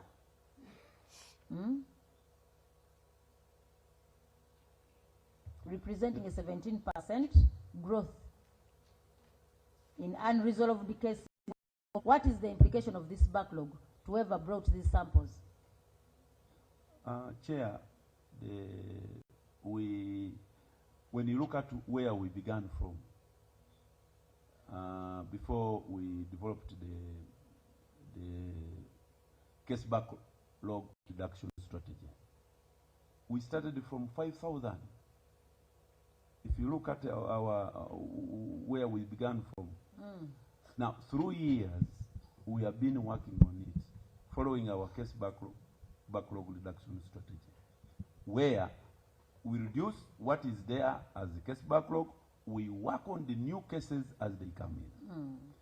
But the influx of the cases, as I told you in my opening remarks, that every week we receive over 400 to 500 cases. Every week. And that a case, minimum, the number of exhibits it has is about 5. But you only say that those cases are only for when children are going back to school. No. Honorable Chair, the other one was on the issues of people coming in as individual seeking paternity tests. But now these are cases which have been submitted by police from the scenes of crime and across the country. And I also put to you that during this recently concluded exercise, the cases also, of course, there is pre, during, and post. elections, where cases have also been increasing and which are submitted at our facility. Now, we work. If you look at what we do, the sources you give us, we work. But the influx of these cases, if you get 400 cases per week, and each case has got a minimum of 5 exhibits, which you must profile, because you don't know what will give you a positive, what will give you still a negative. So how do you want to be helped? Right now, I said, but because this is not a financial year in discussion, this current financial year, they did not give us worth 1.5 billions. 1.9 billions. Yes, 1.9 billions on for us to be able to purchase the reagents and consumables. And that is a big cut. And of course now the cases are coming in. So we have a dedicated team, small as it is. We have got a strategy where we do the case backlog and where we resolve the new cases as they come in. But of course, the challenge is the resources. The resources are not enough. And of course, we have got a problem. Yes, Honorable Sir. Be on record. What about the issue of staffing levels? Because you will get the reagents, but you don't have staff. Others are retiring. How far have you moved with that? Because an observation by the auditors. Yes. Honorable Chair, Honorable Sewungu has noted. Yes, it is also a challenge. It is one of. Supplement is highly centralized. It is not regionalized. It is centralized. Not so. Oh, thank you. Now yes, we have one. That's one of the challenges, because the recruitment is very key, Honorable Chair. I rightly put it to this committee in my opening remarks that we've got the regional labs which are not fully occupied. We need to recruit scientists to be deployed to the regional labs. We have got one in Mbarara, one in Imbale, one in Guru, and one in Moroto. So we need people to man this. And incidentally, you can't now get a university student at entry level to come and go and man. We need to train them. And training of a forensic scientist is not very cheap. It's a lot of money. We have got the cases of where we have now sent our colleagues to do master's level in the National Forensic Science University. It's a lot of money. There are many other colleagues who wish to take to and acquire more skills, more competencies in the different areas, because crime is changing dimensions. We need to update ourselves with the new techniques. But of course, this is very expensive. You see, I was asking you on staffing levels, see the steps you have taken with the public service. How many staff do you have? I read a report, Honorable Chair, that currently we have 86. The approved structure for Digal is 125. So we have got some vacant positions, which the Commission is trying to fill. So you are addressing the matter? Yes, we well, are. Even if you get the 1.9 billion agents without staff. Yeah. Yes, we are and trying to address you have the to matter. be very careful, Madam Chair. Majority of those people you take for those higher courses, of course you need them. Majority don't want to come back if you are paying them poorly. Madam Chair, through you, Honorable Sewungu, government has tried relatively to enhance the scientists, because previously I lost about 11 people to other agencies and outside the country, but now I think it is now stable. We don't have any influx other than retirement. Okay, now much as you've said you have a backlog management strategy, take note that every year backlogs increase. Madam There Chair. is an increment. You look at the table that was given by the auditors, so it's not reducing as you had alleged. We try to work on the new cases as they come in and also reduce the case backlog. But the influx, Honorable Chair, So, honorable colleagues, allow us to, let's go to another Madam point. Chair, this is very important. Madam Chair. Madam Chair, you are right. But the issue is, one time the president was heard making a comment that you had only one person who knew how to do this in this office, and you allowed him to retire. Why? Who allowed him to go home? So is it in order really that we allow people, scientists who are very, very important, to retire in these very specialized agents?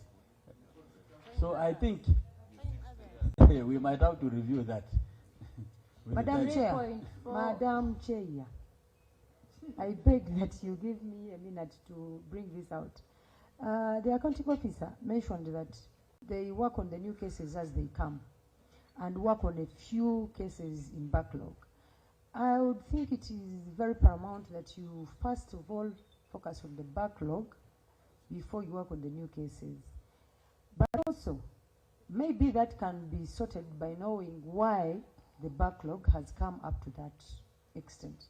Because you might leave some cases in the backlog, yet they are very important in making decisions in as far as resolving crime and other issues are concerned.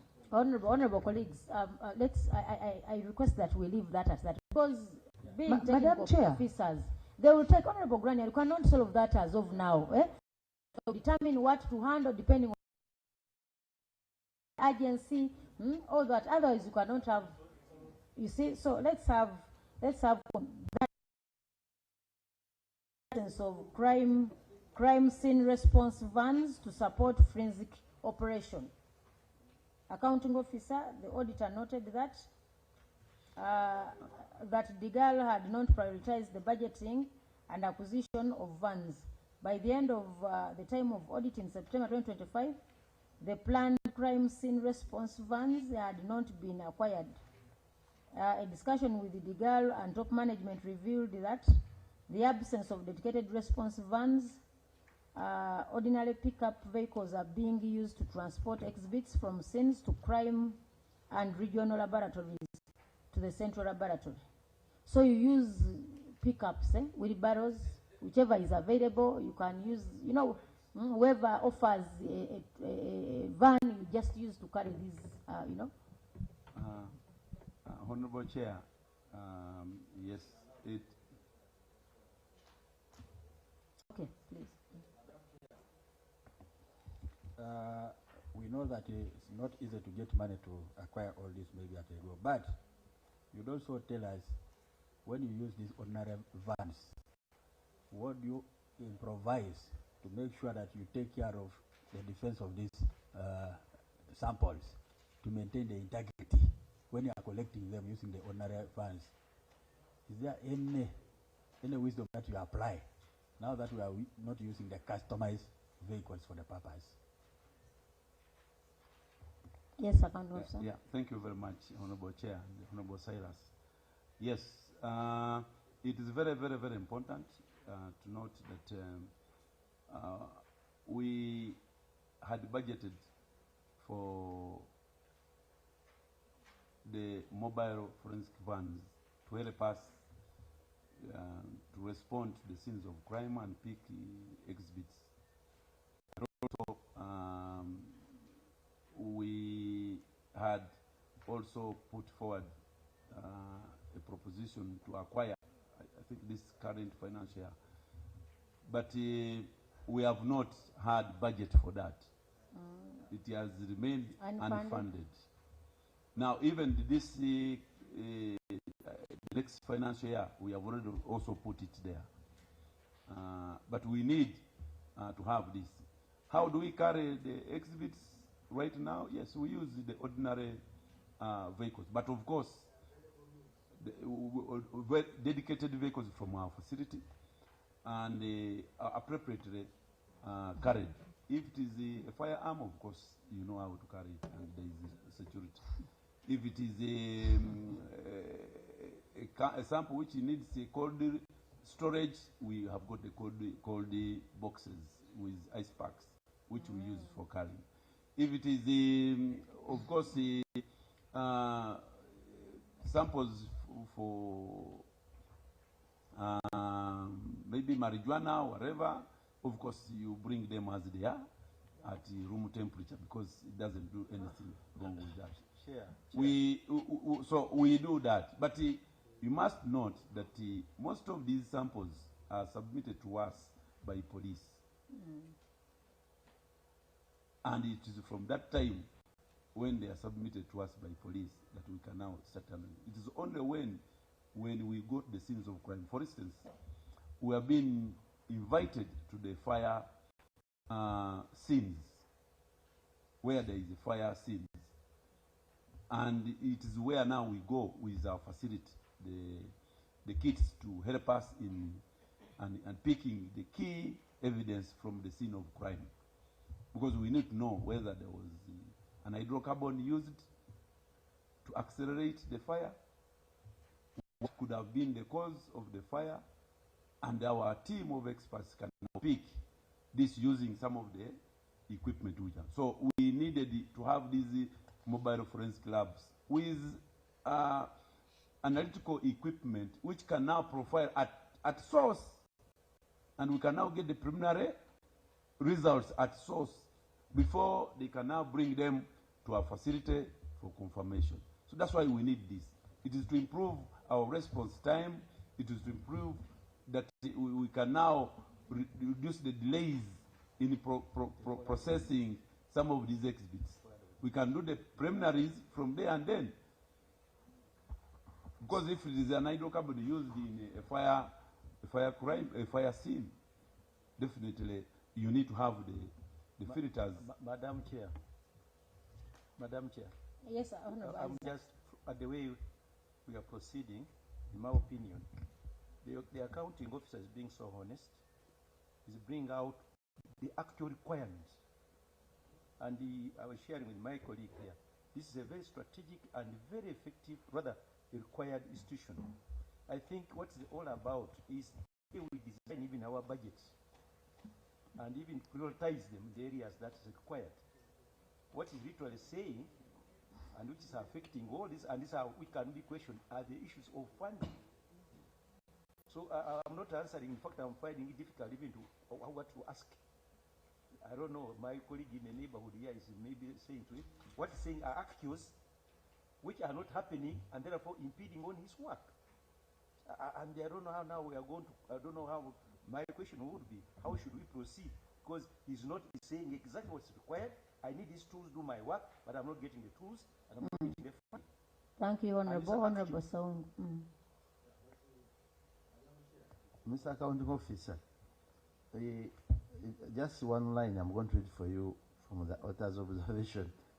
He says, however, I noted that DGL has not prioritized the budgeting and acquisition of the vans. You see, you are the first entity I'm seeing which is not very interested in buying vehicles. Majority entities in Uganda, the first thing they give attention is buying vehicles, because it is an easy mission to do whatever you want. Why don't you give this priority? In your response, I see you are trying to explain, but it is very. This is the first time I'm seeing it. In all procurements, vehicles take the first one, attention, precedence, but in yours, it is not there yet. The necessity for carrying out your work. Though he said that this item has always remained unfunded. That's the answer he gave us, that he has always submitted, but it remains unfunded, an unfunded priority. But there is something we need to look at. He has told us most of the times it's police that takes the exhibits. It's only on a few occasions where the girl goes to the crime scene. Now, as we do buy these, we look forward to buying these vehicles. Don't you think something needs to be done with police in regard to, because we look at the girl, yes, but you say majority of the work is done by police. That means the police, if we are to be efficient, police also needs to stop this kind of, you see, the way they pick exhibits. Pick them, throw them down in the kabangali, the van, the police van, and move away. So the technical chief, you need to advise police on how to transport exhibits, because for them, majorly they concentrate on buying these the police vans. So does police have the exhibit, the vans that carry exhibits? Honorable Chair, we have published this book What is it? Speak to it. It is guidelines for handling and submission of forensic exhibits. And we have undertaken trainings of the scene of crime officers from the various regions. So we feel, yes, as the right report, that the police should also be capacitated in order to strengthen the scene of crime scene retrieval of the exhibits and the fast tracking their submission of that. We have highlighted in this booklet. I can lay this to the table. And Honorable Chair, we also have the evidence that we wrote to finance, misallocation of funds. I have actually, before you submit those letters were part of the big book. When you look through, though the annexes were not indicated, but as I was from Annex 2, as you proceed, but you can officially bring in those, but they were part of this annex. Yes.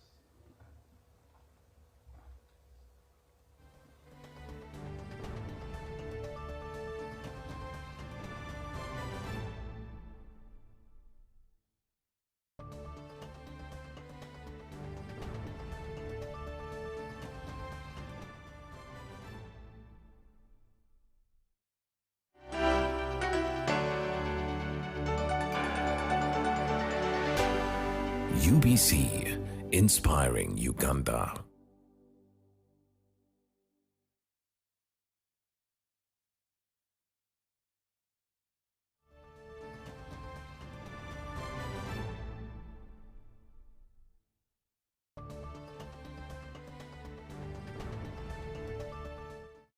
Some equipment which can profile some of the exhibits at scene of crime. The girl, honorable colleagues, the girl has so many issues. Very many. Very many. And as we were, when we were giving the introductory remarks, we all realized that this is a very important, department, whichever you call it. But when you look at the challenges that we do have in this department, I mean, it looks as if government is not willing to fund the girl, much as every year a budget is given. But I think we need to do more than how we are performing now. Because when you look at the review of the efficiency, the efficacy of DNA analytical equipment, the auditor makes analysis of some of these equipments. The genetic analyzer is the most critical piece of equipment in the DNA laboratory workflow. The auditor that the headquarters laboratory was equipped with 4 of these machines, but they gave the status of the machine. You have those that are obsolete, you have those that are non-functional. Chair. A new one that has never functioned. Yes, Honorable Sam. Yeah, there is a statement you've made which I want to disagree with. This institution was underfunded. It was given money. But the money that was given to it, they can't account for it. Chair, these people used in the financial analysis, they used the 5.6 billion to improve on laboratory safety. That's the money they used, 5.6 billion, including training scientists. That's the money they used. 5.6 billion, Chair. The auditor is saying he cannot trace that money properly. Which page is that? Chair, when you look at this document, so where I'm coming from is when we say that there is no willingness to give them money. They have been given money, which money they are not using well. The question they have, can they attract more money? Can they attract more money? They were receiving only 2 billion. They came to Parliament here, money was increased, the money has been increased, but then they are grappling with matters of accountability. Honorable Nsamba, we are coming to that, the 34. That's why the fact that the challenges that we are looking at as we do proceed are the same, not the same as such, but the challenges that you have at the headquarters, they are the same that we have in the regional, the non-functionality of the regional forensic laboratories. The regional are non-functional. So when you look at these delays in forensic reporting and notification to the requesters, why do you delay? That is page 45, because I want us to conclude with this. We have another entity. On page 45, you delay to release reports to those who requested for the tests. How can that happen?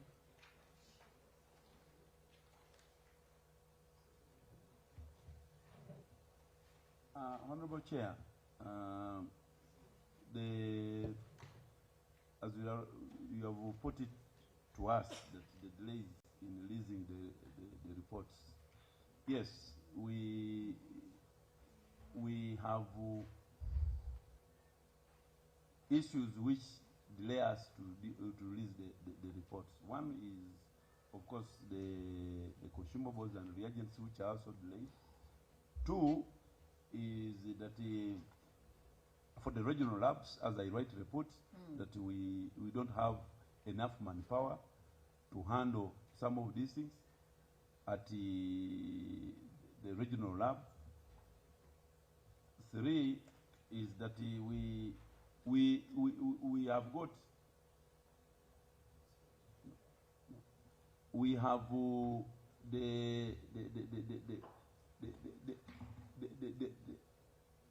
the capacity of some of our analysts, because, like, for instance, we have deployed some of the people in the regional labs, and we need to capacitate them with the skills and knowledge to handle specific aspects.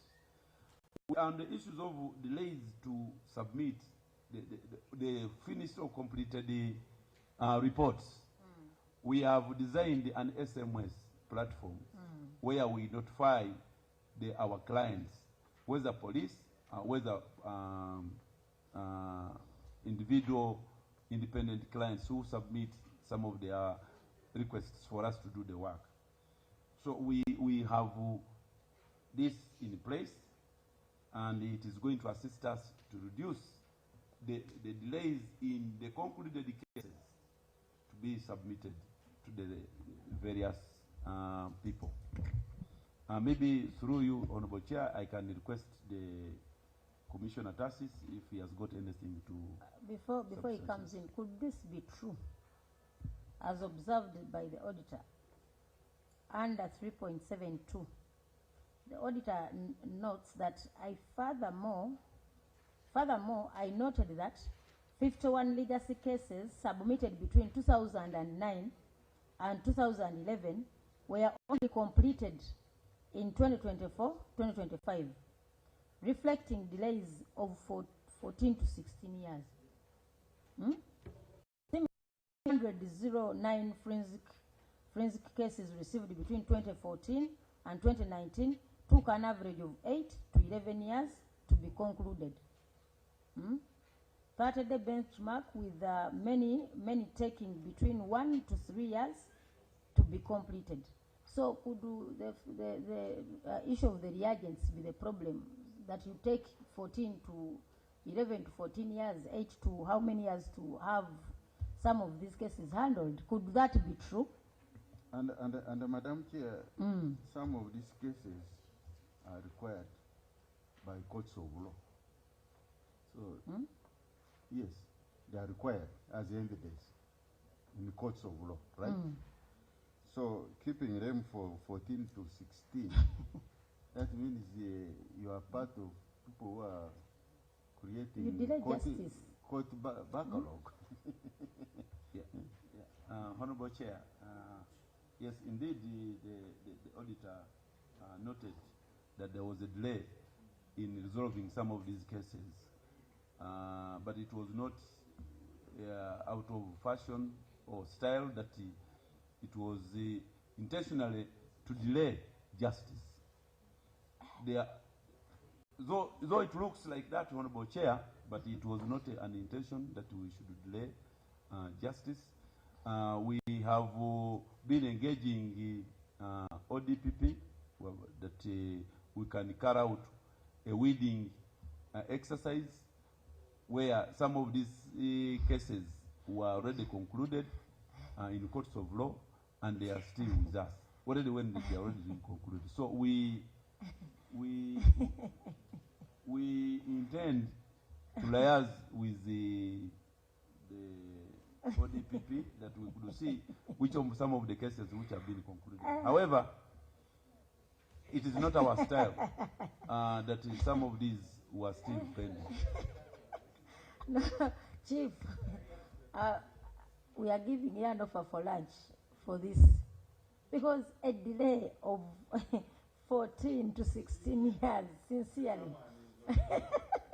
People, some of the complainants have already died.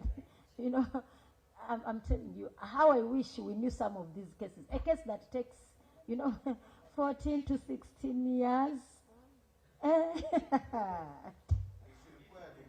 And it's, I'm telling you, this is pure unacceptable. 14 years, somebody moves up and down Kampala, moves to police, they are telling them it's still within the laboratory. You just give up. You make somebody pay school fees for all that time. Honorable Chair, that's not the insinuation. This is equivalent to treason. It is there are some of the cases which we conclude and the reports have not been. I'm telling you, we must speak interest. There must be special investigation on these cases because. Chair. Yes, Honorable Sam. This institution, when they come to Parliament to convince Parliament, that part of the reason why I have a lot of backlog, it was because that they were not funded. Parliament funded them. And even with the funding, they are still not concerned about the backlog. Chair, this submission made me so annoyed. This list of the 7 cases made me so annoyed, Chair. I thought the biggest chunk of the money went to the building, but even to the building, the money never went there. Now, money, if the building never received the money, money would have gone to backlog. If they cleared the backlog, but Madam Chair, if they tell you that the Auditor General tells you that the backlog clearance was not part of their priority, it tells you that the effort of Parliament to increase their resources went to nothing. Can we stretch for a few, Fine. Yeah, a few but minutes? the last one. Yeah? Yeah, you want We've to learn. sat for so long. Yeah, Madam Chair, I just want to learn one thing. Through Madam Chair, just one thing as we suspend. Mr. Accounting Officer, when you look at these 14, 15 years, 8 years, who win the cases in this matter? Are they the accused or it is government? Do you have statistics of that nature? Because you are in acceptance. Through you, if the head of planning can because we need to know this. Who wins the matter in this particular case? And what compensation takes place, if at all?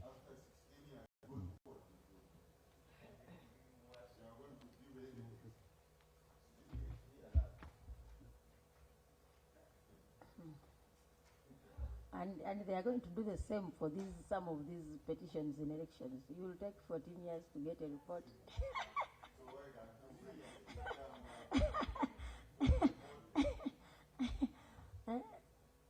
You can. Thank you, Honorable Chair. Honorable Chair, I'm responding.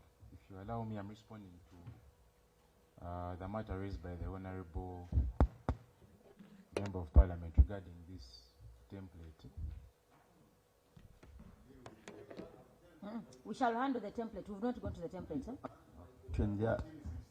it's the one, go to mine, that's what the accounting officer is asking. If you have no answer, you say pass, and we move. No. Yeah. Honorable Chair, we, as I put it forward to the committee, is that we have been having case backlog. And of course, there may scenario come where the case which came in 2020 is still pending. And you find that, as I rightly put it, that our strategy is that we look at the case backlog, but also we process the new cases which are incoming in order for us to present. I think, Madam Chair, let the accounting officer not. You see, in court, these appear as experts, and that's why you are always witness in court. You are relied on, and since you are party to the matter and the case, the question is simple. Even if you say we don't have any record of that, it goes on record. Someone, you have been having this matter for the last 14 years. How many people, who wins the case? Is it government or they are choosing? Do you have any record of that? The answer could be we don't have, or we move, because you appear before as people giving expert opinion before these courts of law. And the second, Madam Chair, all those cases which refer to you, they are important. So much as we are looking at how to deal with the backlog, all those cases, especially from government, which refers, if they refer to you, they are important for a purpose, for a specific purpose. How do you deal with that? Madam Now, Chair. honorable colleagues, yes, let him first come in. Yes, Madam Chair, I really want to understand from the entity here. I have followed this thing from the beginning up to this point. Thank you. I am not getting what exactly your purpose is. Because when you are coming to Parliament to ask for money, I thought you are going to ask for money to settle the impossible, some things that are hindering you from performing your duty. And some of these are the backlog cases that you should finish, then you proceed. We give the money is not where. What is it anyway? There must be something that is it. It's just about, okay, bring this case, you pack it here until we get the money. 14, whatever. That's why I'm studying. I've really seen. They are telling you they need money for building. They give the money for building. The money is given for building. Why did you go for the building when you have what has impeded you from doing what you are given 14 years ago? You would be coming to Parliament and say, I have not been able to finish this backlog. It needs A, B, C, D, such that is done, and you go for the new one. And you are saying you are handling the new cases and leaving those ones. Meaning some people who are given maybe imprisonment, maybe are given imprisonment, or whatever. Honorable colleagues, we realize this is a very important matter. Yes. We're going to have an in-house on how to go about this. Otherwise, we need to help these people. They need to be helped. Honorable Chair, we wanted to... Chair. Not helping. You know, from what we have learned, is the backlog of, I'm speaking about the backlog 14 to 16 years. And these of 8 to 11 years. These are Ugandans like you who opted to get a service and they didn't. Madam Chair. Somebody has just sent me a message that, Honorable, you on NBS, you are speaking about a serious matter, but you are laughing. The reason as why we laughed, because it was... But what do you do? I mean, it's simply too much. So, honorable colleagues, how do we proceed with, because we cannot, it's not a matter of writing a report to Parliament. This thing requires, we require discussion between whoever is concerned. Madam Chair. Madam Chair. Madam Chair. That's why we said you don't have to put on a microphone. Madam Chair, what we have landed on now changes the whole tone. That government gives money. And when you read this document here, You find even when they get the money, they even spend even 100%. But when it comes to activity, it means hanging. So now, how do we really deal with this issue, which looks so serious, and many people are rotting in cells, and here government doing its part, and when you find it, when you look at the report is given, gives a and when you come now, the truth comes out that the funds have been released. And the question here is even the auditor doesn't even trace where the money has gone. It's more than serious. Very true. Honorable 1327, we have been here for close to how many hours? Close to 4-5 hours. I would request that, Digal, because this is a very important issue that we cannot handle in minutes. I don't know whether you agree with me. And issue of this backlog is something that needs to be handled. Chief, how do you advise us? But Madam Chair, as the Chief Honorable comes, Chair.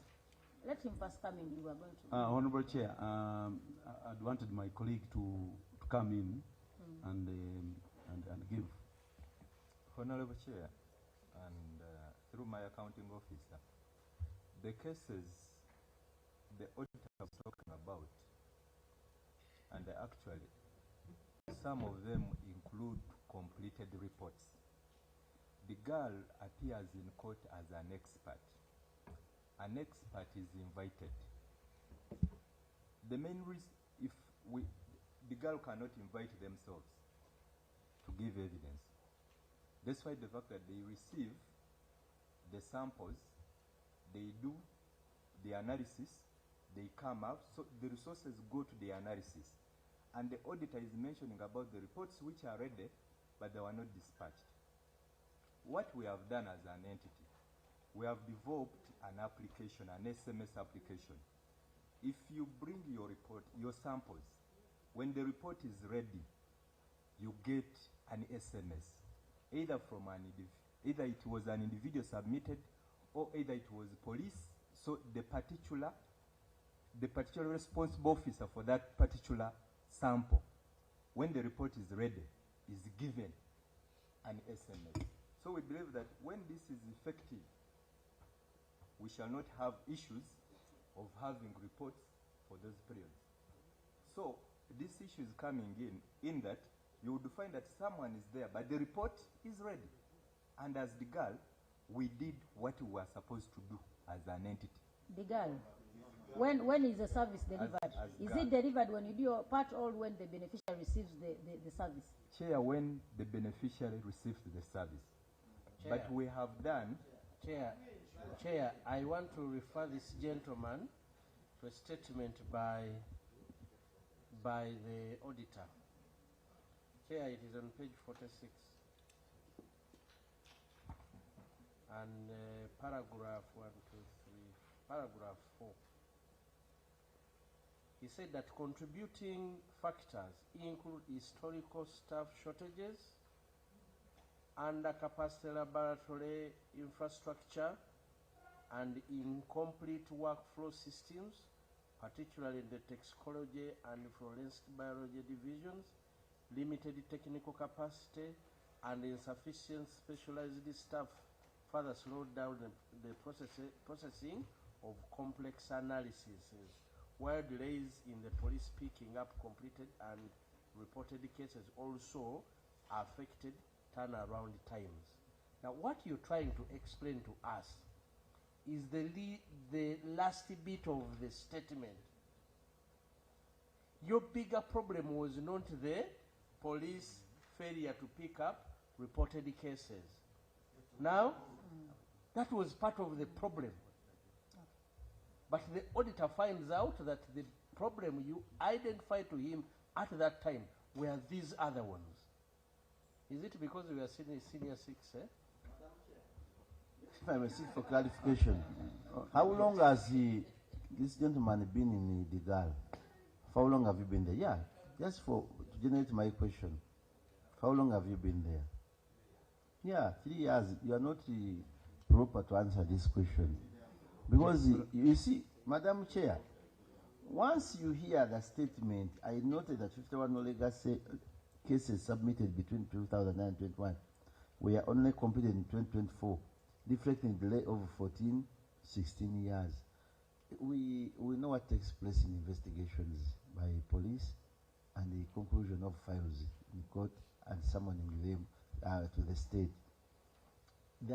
Anything dealing with the samples is in your hands, and we have seen a number of excuses. When you talk about sending messages, what you have concluded, that's about your 3 years.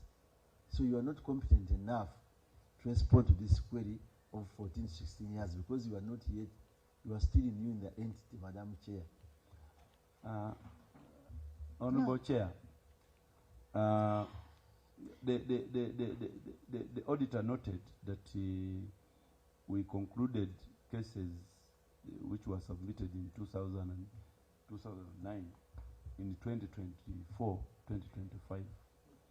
And of course, when he interfaced with me, I gave him the reasons at that time, because these cases have been coming in. Crime has not stopped to be commissioned, and the cases submitted to our facility have been coming in on a daily basis. And I have right report that on a weekly basis we get over 400, 500 cases submitted to our facility. I know definitely that these cases stayed for that long, and I explained to the auditor that at that time when they submitted, we did not have enough capacity, we did not have enough human resource, we do not have the budget, we do not have the equipment. Some of the equipment which we have also been accused is that they are obsolete equipment which we are still keeping, like one of the genetic analyzer. Now, it is only through Parliament that have enhanced our budgets that we have now weeding out obsolete equipment and buying the new equipment with the higher throughput.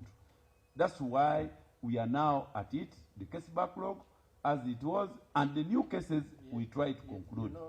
We regret that they stayed that long, but of course at that time when they were submitted, we did not have the resources, enough resources, enough manpower, and the equipment were not at higher throughput. No, Madam Chair.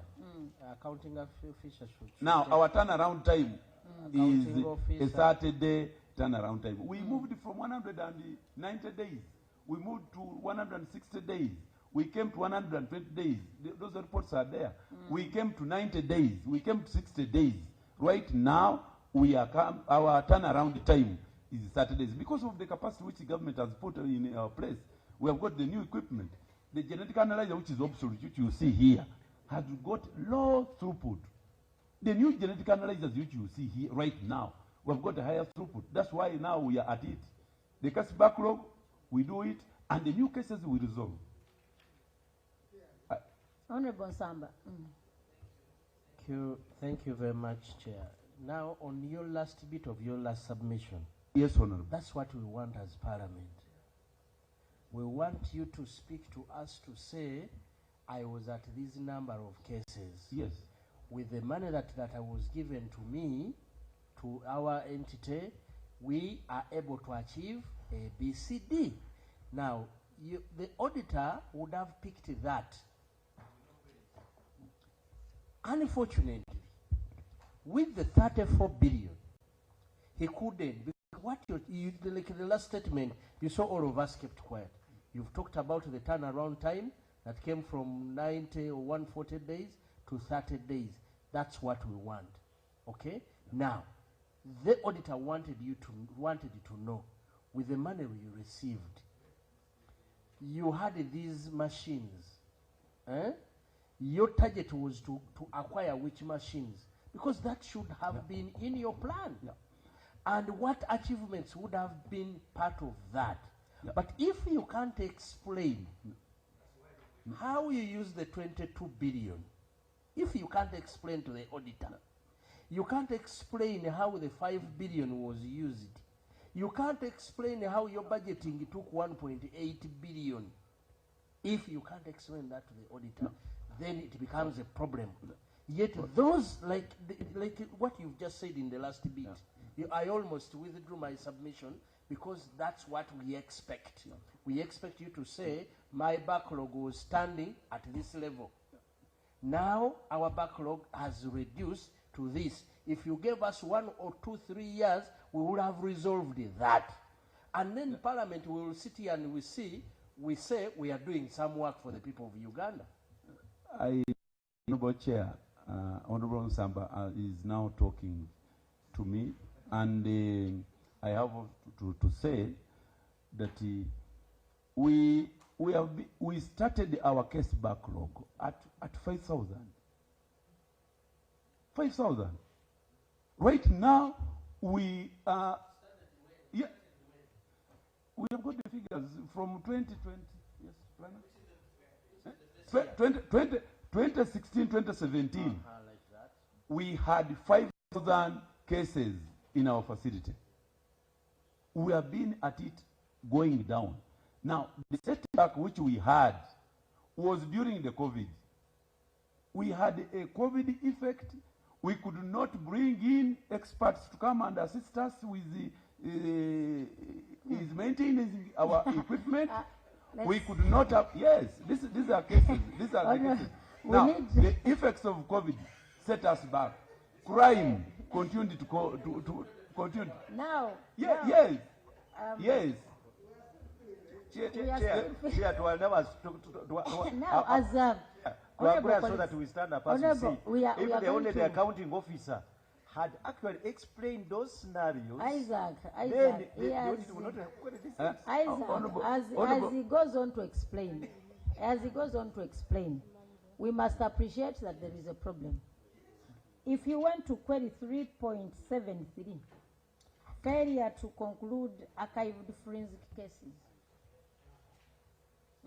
accounting officer, can we go on those ones? By close of the audit, September, 29 forensic cases recorded by the Food and Drug Laboratory between 2008 to 2018 relating to suspected narcotics, counterfeit products. All these ones, soil tests and these others, all these were still pending. So that's why I tell you, accept there is a problem. We shall see how to improve, but all these are pending.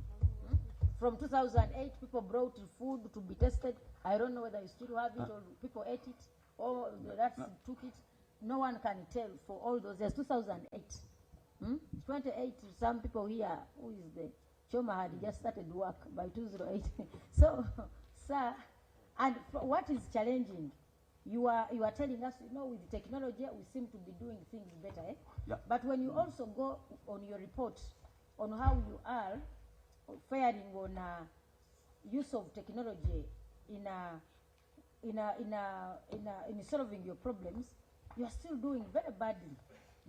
The author brings it out clearly in regard to use of technology appliances in your area. Yeah. So it is one of the areas where you still have challenges. So I don't know how you are going to be helped. Honorable Chair, yes, I acknowledge that we still have challenges. And of course, our main task is to make sure that we provide forensic evidence, to make sure that we analyze the cases submitted to us. But what I can state here is that through Parliament and government has given us the capacity in terms of acquiring new equipment which have got a higher capacity for us to resolve this. And we are doing it. And some of the cases which they even bring are cases which we may not even have the capacity there and then. For instance, if they bring there are cases of hydrocarbon or contaminated fuel, and we need an equipment. We had to buy that equipment, Raman equipment, for us to analyze the fuels, for us to conclude. But those were cases which were still in. The issue of the soil samples, we had an equipment, an AS, which had a higher limit of detection. Now, recently, the government gave us money to acquire an ICPM SMS, which has got a lower concentration level of detection and which is giving us now a higher throughput and giving us good results. So we feel that we are at the task. We feel we are moving in the right direction, looking at where we began from, in terms of the cases we had in case backlog, in terms of the turnaround time, in terms of the recruitment. We had only about 45 at that time.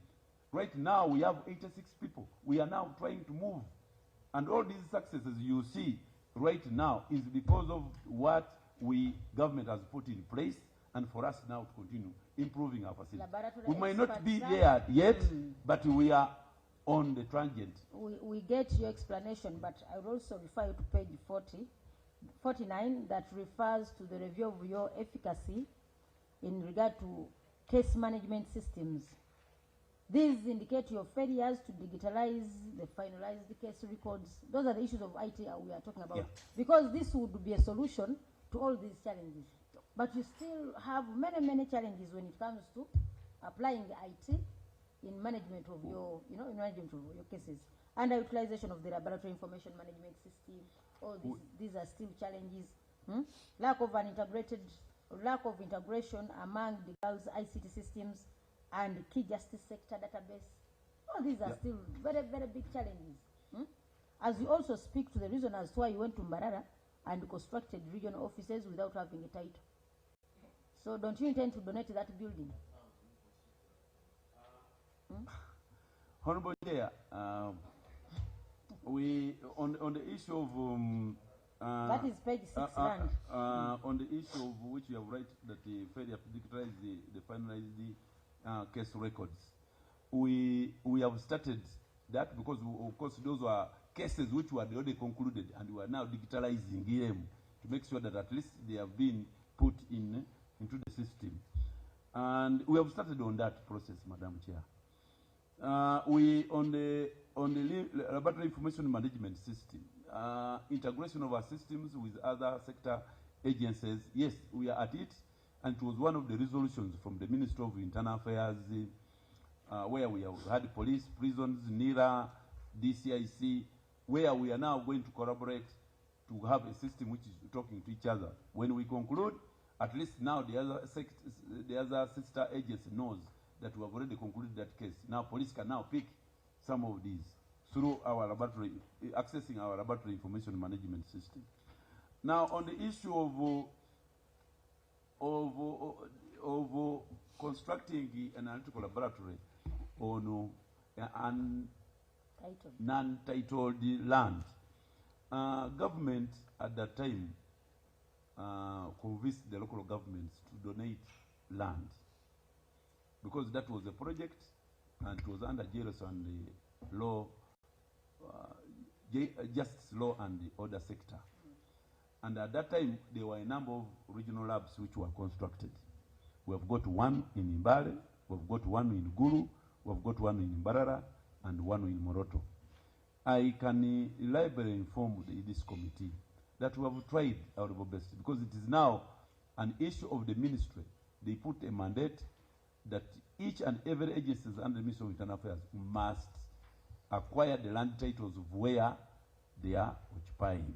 We started with the headquarters. We did not have the land title for where the headquarters is. But as I speak now, we have got the land title.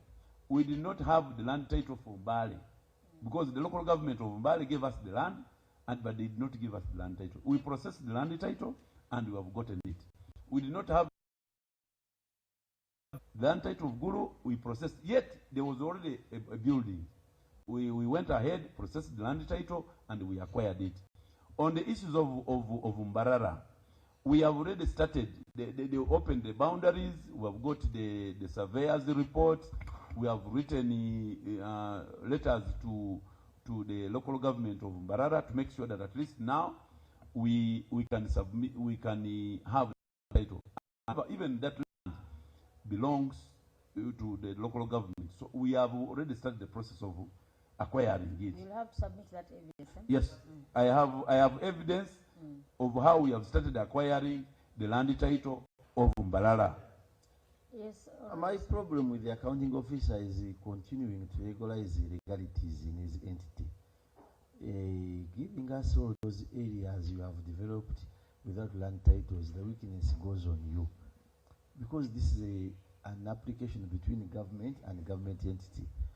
Once local government gives you a land, it is not by virtue of oral statement. It is written, and they carve off land, they demarcate the land they are giving you. And hence, you have to go to Uganda Land Commission to get this land. But for you, you take it as if it is normal and giving us more other areas where you have not taken any, you've got land titles, but you are moving. The best approach for an accounting officer is convincing this committee that this irregularity we are moving forward to correct it. And we have so far written to achieve, because at one time you are going to be out of office. And the other people are going to come and claim that land. You see, land is not like a purchasing of tomatoes or what in a market. You can read some more specific cases related to land transaction. Once you don't have title, that land is almost not yours, because you are having it equitably, not legally. So why don't you tell this committee, as the chair said, that so far this is what we have done to achieve. What are you going to hand over as you leave office? You are going untitled land. Once there is a query here, they know where your weakness is. Okay, Honorable somebody had something to say? Because we are looking out to concluding on this. The girl has issues, but I also want to interest you, sir, page 37. On inadequate technical capacity in specialized forensic discipline. Page 37, and other general laboratory observations. There is inadequate technical capacity in specialized forensic disciplines. The auditor noted the following: in the line of firearm and ballistics, in the line of age analysis. Others, some is going to read all, Samba will read, but for me I picked interest in age analysis. Management highlighted a notable increase in age determination cases. People come to your place to determine other people's age, and you lack capacity to give them adequate reports on some of these matters. And even emerging forensic fatalities, what is this? So can you speak to some of these inadequate capacities in some of these areas, especially age? Men are suffering with women who don't want to declare, and when they come to you, you can't tell them the facts. What happens? Thank you, Chair. I wanted to respond, Honorable Sewungu. I think he has rightly put it to us that I should highlight the efforts of how far have I gone. Yeah, we concluded that. We said submit evidence from Barara. I'm going to submit that. Honorable Chair, on the issues of inadequate technical capacities, on age, which you have started with, yes, we came to Parliament and we requested that they provide a budget for us to acquire an equipment to assist us in performing this forensic analysis. There are increasing number of cases, especially during, I think, updating data with NIRA, and they have been referring to us these cases to ascertain. Now, because we don't have the specialized equipment, we use the question document division, where they look at your birth certificate, your school academic documents, your school records, your baptism records, and we do the analysis. And then we provide it. Yes, indeed, this person was born today with this and this. It is scientific, because we employ. We look at the age of the ink on your baptism. We look at the age of your document, and we ascertain. We look at your records which you have submitted. Even physical appearance. Even even of course physical appearance, but we don't use that.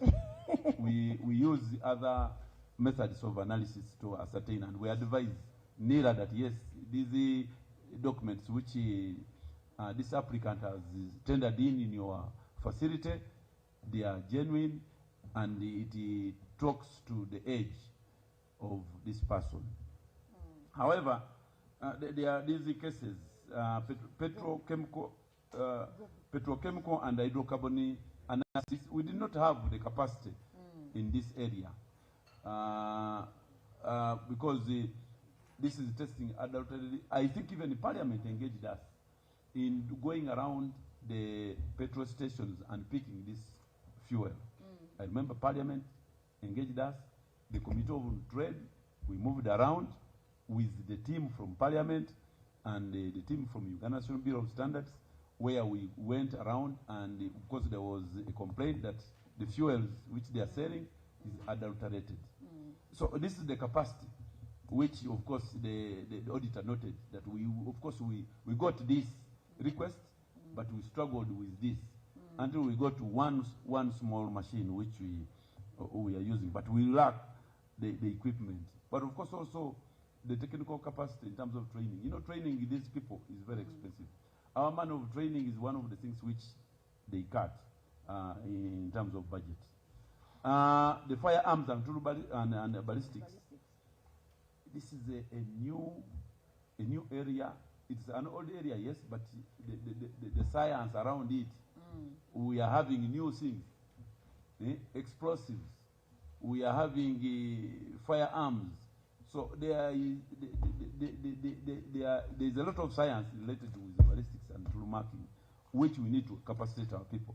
And the one or two people we have right now, you have to go to a friendly country to train and come back. Which country is that? I'm not at liberty to. Are we talking about age? You're talking about ballistics? Ballistics, yes. It yes. is classified, it's okay. Yes. But Chair, on the issue, Chair, I wish they could be telling us how much this equipment for determining the age costs for the equipment. You should be able to. Honorable Chair, because we are going to the budgeting season. We are going to the budgeting. When you look at the second last statement, we put forward to Committee of Parliament or to government that we need at least 2 billion. We have been putting this in our budgets, but it has remained unfunded. So, then on the issue of emerging forensic fields, yes, science is evolving.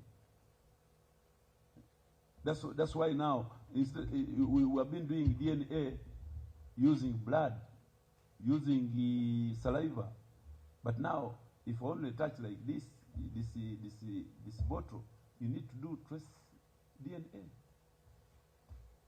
You need to make sure that somebody has touched this. Even here where I've sat, I need to pick, and that's trace DNA. This is a new area where we need specialized equipment, specialized techniques, and skills.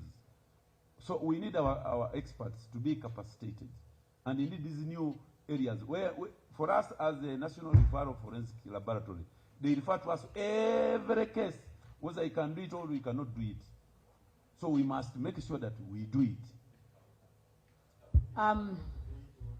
If you cannot do it, if we cannot do it, then definitely it is a case backlog, or we have to do something. You improvise. Yeah.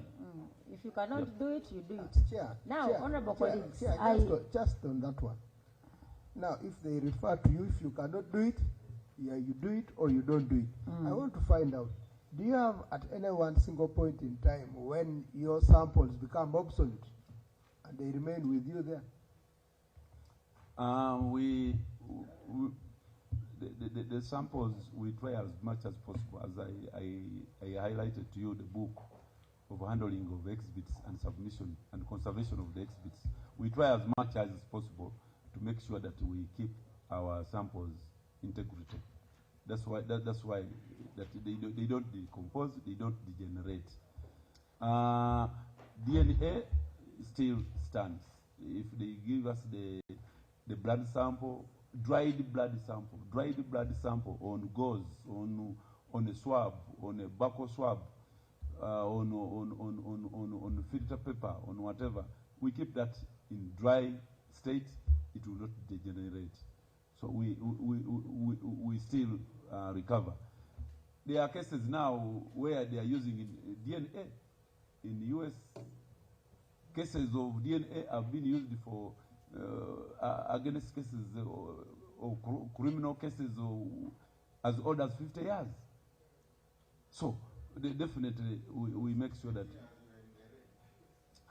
we still it is in the range, but we completed those ones, and yes. This about DNA. How many laboratories are now? Who is the regulator in this field?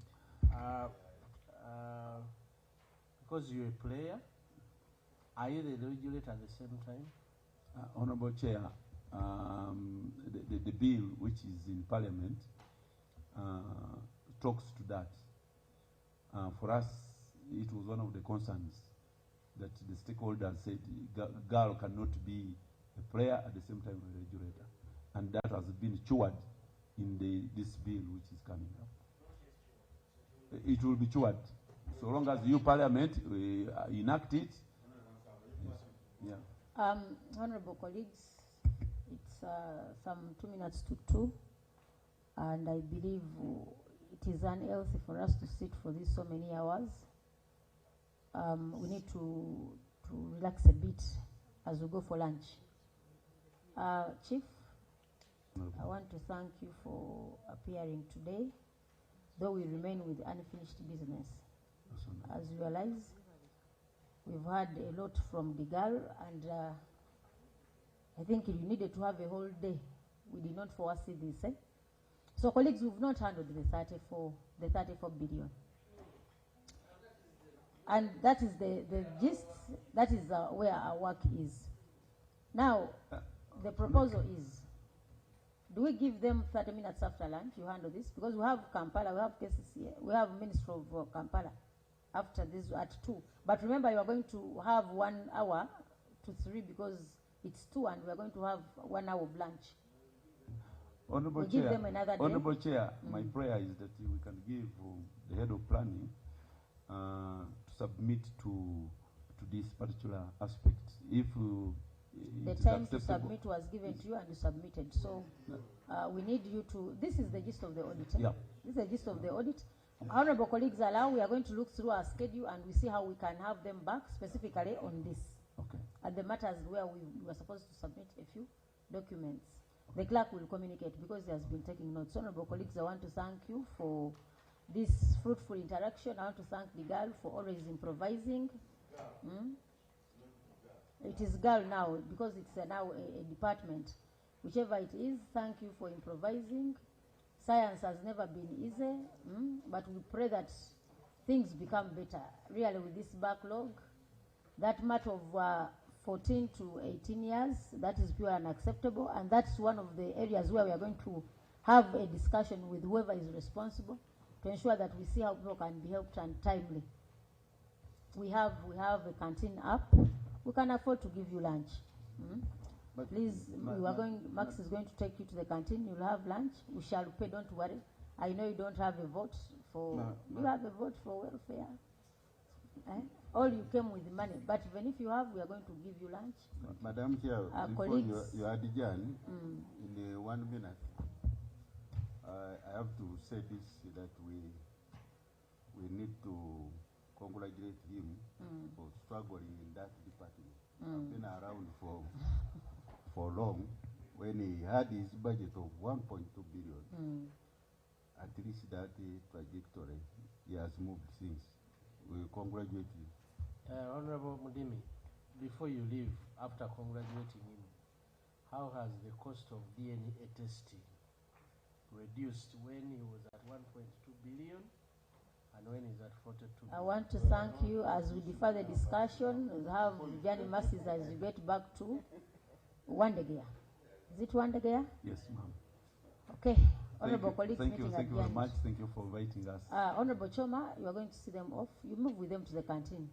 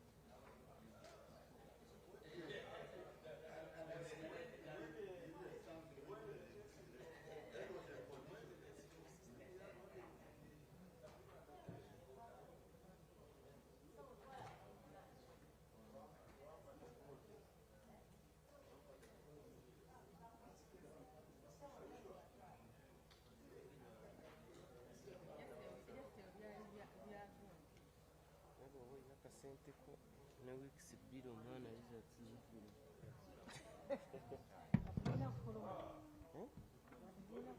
bagambye zitwala emyaka 17 n'akaseera tuzirwayo tuzirwayo kasente ge kazibu